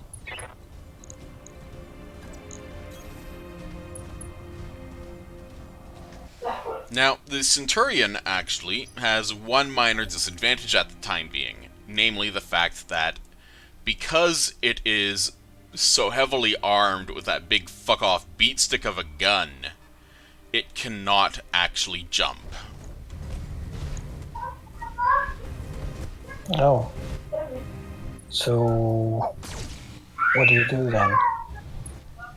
It has to walk and run everywhere. It just cannot use jump jets because I didn't install any. Waiting on you, Commander. Got it.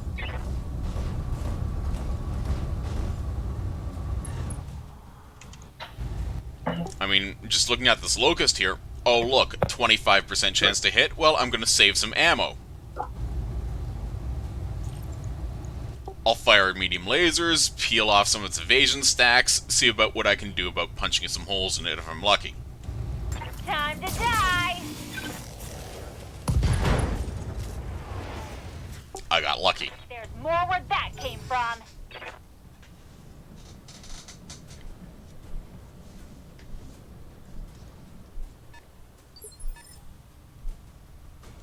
So at the moment, our enemy forces ahead of us are the escorts for our local diplomat, and we have, over here, enemy reinforcements already crawling in. So we're going to want to kill these escorts first. What's up, boss? Moving out. Thankfully, Behemoth's Vindicator is a pretty good shot. All weapons are go. Most of the time. Failed to connect.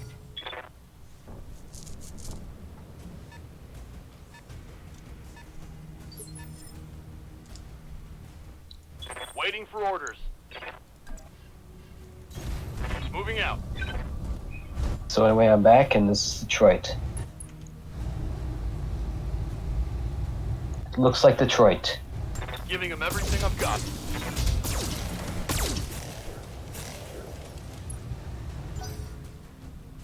God damn it, Decker.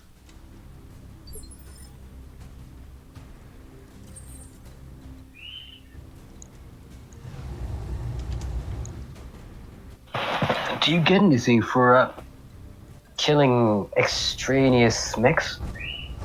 Pardon? Do you get anything for taking down any extraneous mechs? Yes, we do, actually. We get increased in payments for the secondary objectives of taking out the enemy escorts and the enemy reinforcements. Hmm. Also, you get salvage.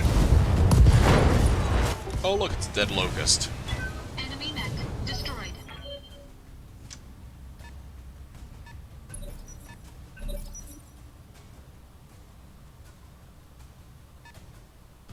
Okay, we have another light mech coming in from that flank. So let's say about taking out the vehicles nearby, because this is only, it looks like, 3 of the 4 escorts, and we have 3 out of potentially 4 reinforcements over there.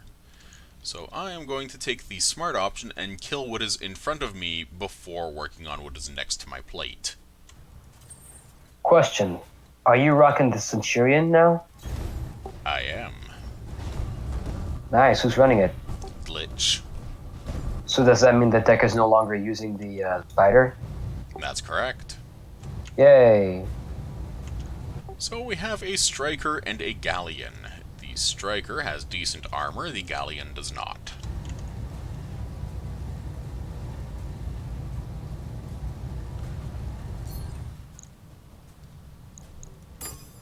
Ah.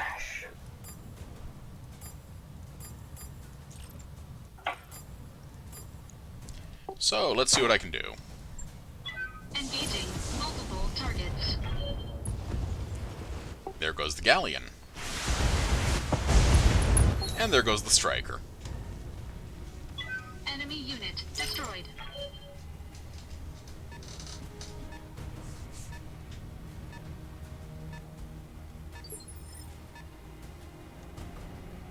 This, by the way, is why multi-shot is such an incredibly useful skill. What can I do for you? So Glitch at the moment can't really do much. She is technically out of position because I just ganked everything, and her mech, due to not having jump jets, isn't going to do much anyway when it comes to actually getting shit done. So we'll just move her ahead.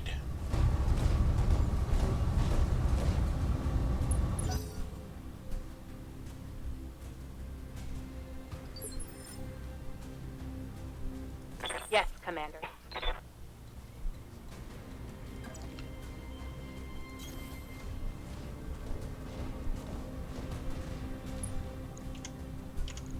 Behemoth, however, gets a clear line of sight on that enemy galleon that just popped up, and I'm just gonna pop it a good one. Oh, and it was an escort, so that's all the escorts gone, leaving only the enemy reinforcements and our actual objective. What's up, boss?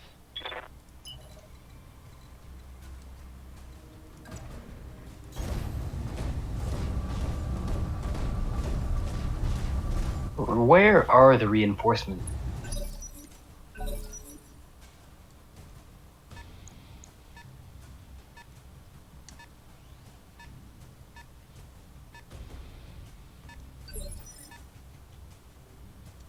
One advantage of having decent sensors that actually reach beyond one's line of sight is that you can tell where the reinforcements are coming from. Standing by.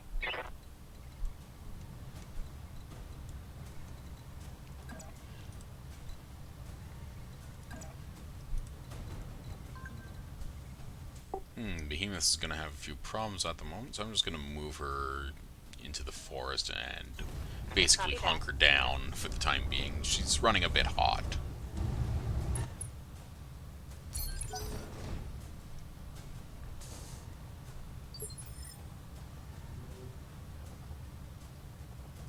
Commander?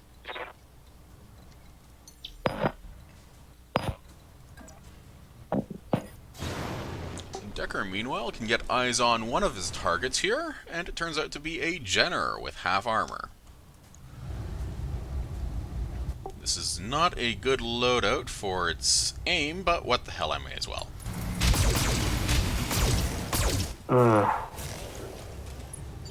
Because, hey, I still managed to get a good hit in.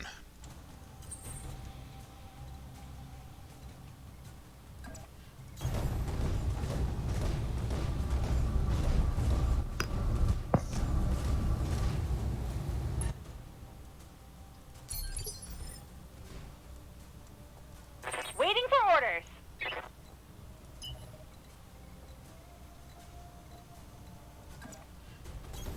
Moving fast.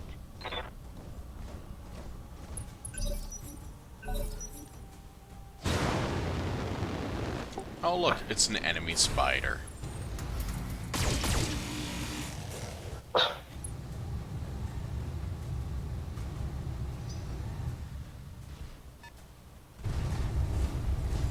Did they just both miss? Yep, completely whiffed. What can spiders, man? Now, the enemy Jenner actually did hit Decker, but that's to be expected. I mean, it's a Jenner, it's not complete shit. Well, you want to see how a Jenner reacts to getting pegged by an autocannon? Yes.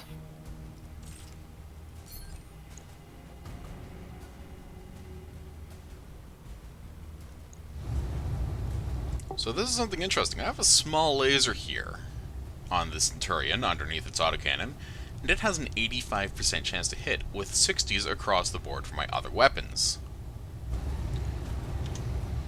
So I am actually going to hold off on using Precision Strike, even though it's 40, 40, and 85 respectively, because, well, it might be funny just to see what happens if I hit anyway. So, here goes nothing. Commencing Alpha Strike. Oh boy, I can't wait to see what happens. Stay down. An AC-20 Wow, did you had just fucking... You fucking headshot it again. Nope, cored it. Cord? Damn. Center torso. I turned it into a donut. That's still bullshit. AC-20. Hear me? Yep. Creator of donuts. Orders. I like donuts. It's the most powerful weapon that you can mount on a mech in this game. And everyone loves it because of that. Let's see how you like this. What kind of donut? One with a big fucking hole in the middle. That's a donut. That is just a donut. Yeah, and that's kind of the point. It makes donuts. But I wanted a chocolate donut. All weapons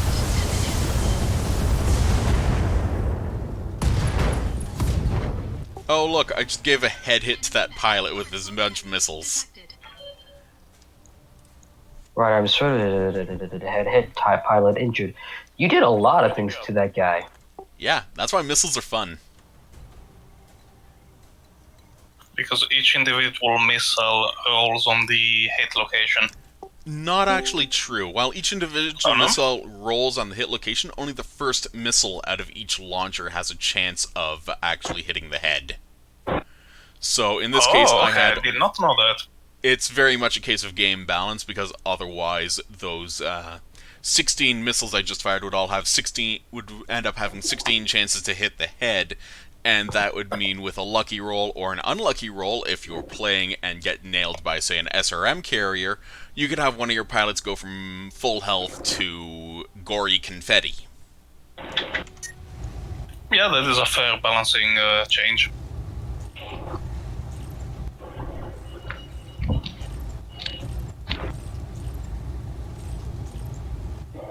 So let's see what I can do about ruining the Spider's day some more. Target acquired.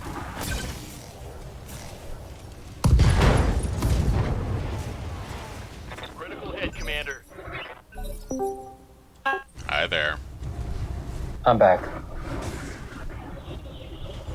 So the Spider just punched my Shadowhawk. Damage minimal. That's a bad idea. Yeah, because I punched back. Cold attack. Kill confirmed, Commander. And you also punch harder. Yep. And you're 85 also not a damage spider. versus 20. So all we have left is our objective, who's a medium mech. Receiving you. What type of medium mech?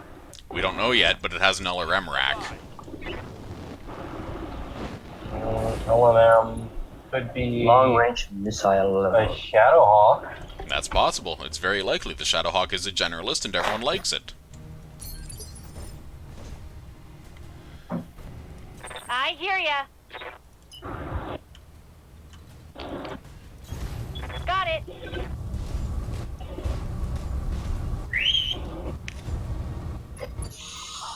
Ignore any noises you hear from my end. Waiting for orders. Really giving off that not a serial killer vibe, huh? I have no idea what you're talking about. You murder Cornflake's good. Oh, it's a Centurion with full armor! So this little Centurions are bastard good. is an AL variant, which means it swaps out the autocannon in exchange for a large laser and a small laser. It still has two medium lasers in the main torso, and it has the LRM-10 rack in its side torso there.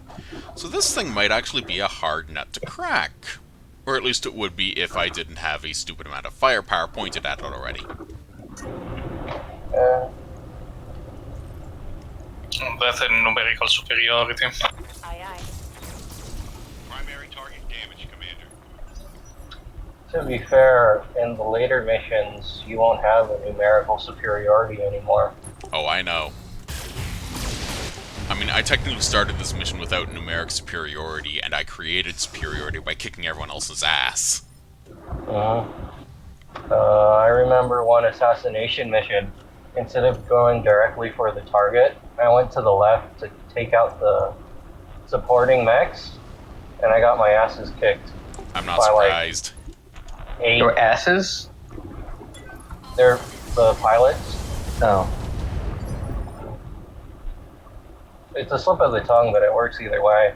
So yeah, I'm starting to hammer on this poor Centurion already. I'm stripping armor off, but as you can see, these weapons, they're not what you would call weak, but it's very much a case of this is our first enemy with a full armor loadout. He is not going to go down fast. Ready for orders. Do not go quietly into the night. Hey, it's a Centurion. They're supposed to, talking dangerous. Up high. Oh yeah, Centurions are also hard as fucking nails. In both sense of the word.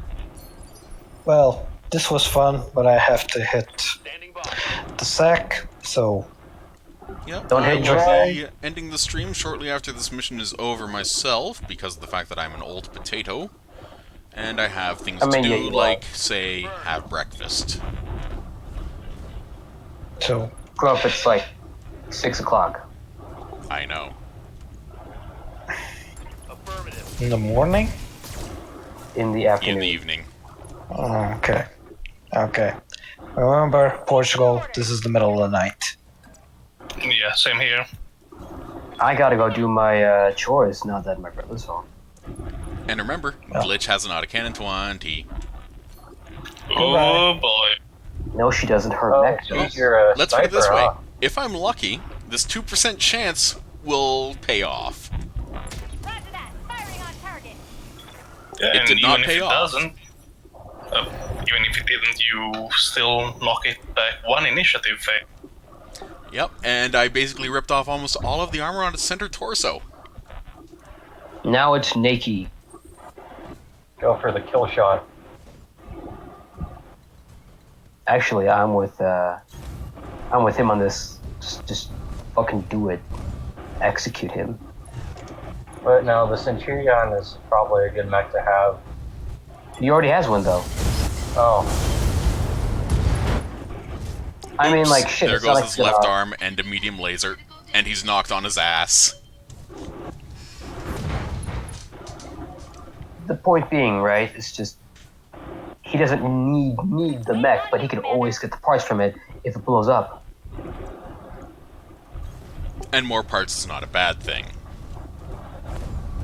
All right, fine. Then Sell don't the blow mech it up. afterwards if you don't Shoot need the guy it. in the face.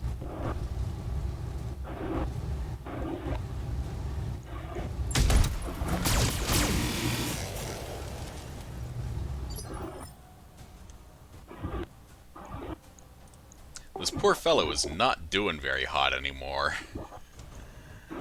Good to go. Do they get back up? Well, yeah, it's just that because of Yeah. the fact that I did a called shot earlier, he was knocked down to the heavy initiative phase, and the knockdown bumps him back even further. So he's on initiative phase 1, and I'm still on initiative phase 3.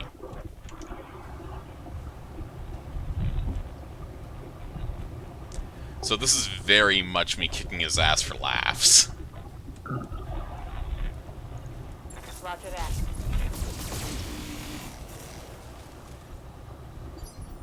If you take out his leg, he's not getting back up.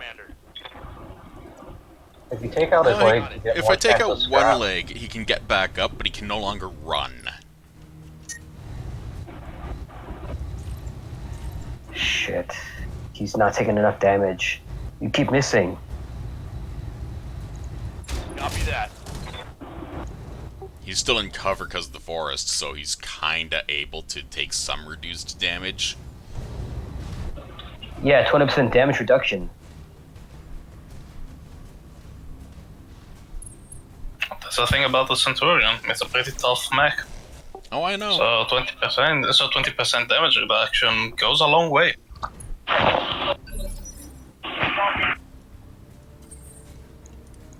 Mind, as you've seen, I've managed to basically put this poor bastard through the ringer in just about every way possible, except for his one side. Okay. So fucking I'll just punch him out. Yep. All it's going to take to take him out is just somebody sneezing on the center torso.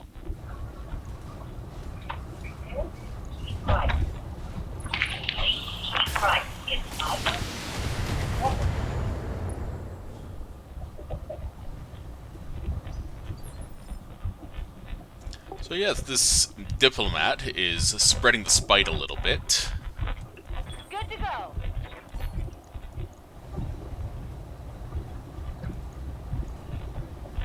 All weapons are go. And I just took off his right torso with the autocannon. When I shoot you, you'll take it and like it. There goes his arms. Commander. You should And there have goes all of one his more weapons, health left? except he has one working medium laser and one that's only semi-working. Aye, aye.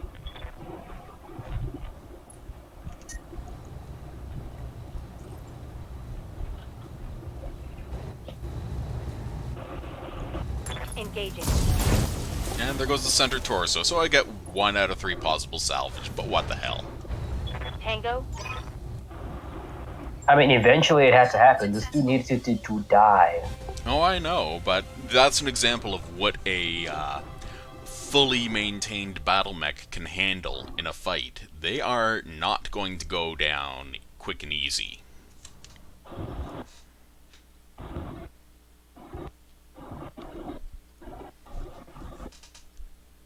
Huh.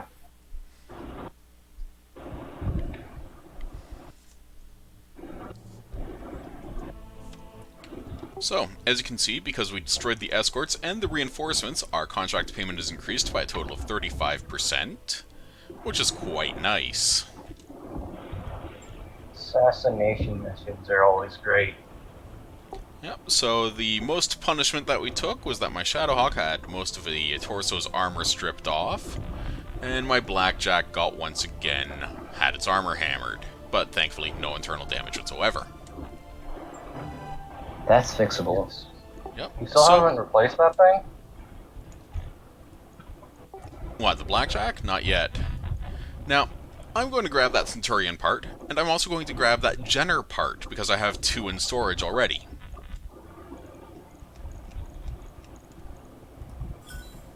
And I got a couple of medium lasers, but now I have a Jenner as a free mech. Yay!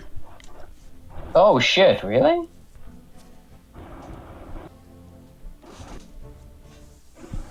Yep, and the Jenner is very much a high-speed, low-drag skirmisher with a whole bunch of lasers and a whole bunch of spite. It's a way better upgrade than the Spider, that's for sure. And as you can see here, because we completed that random mission, we now have a priority mission to liberate Weldry.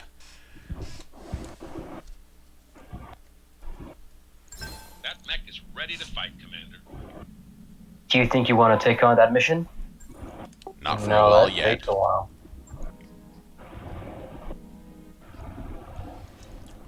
So, I want to thank you for your time spent with me.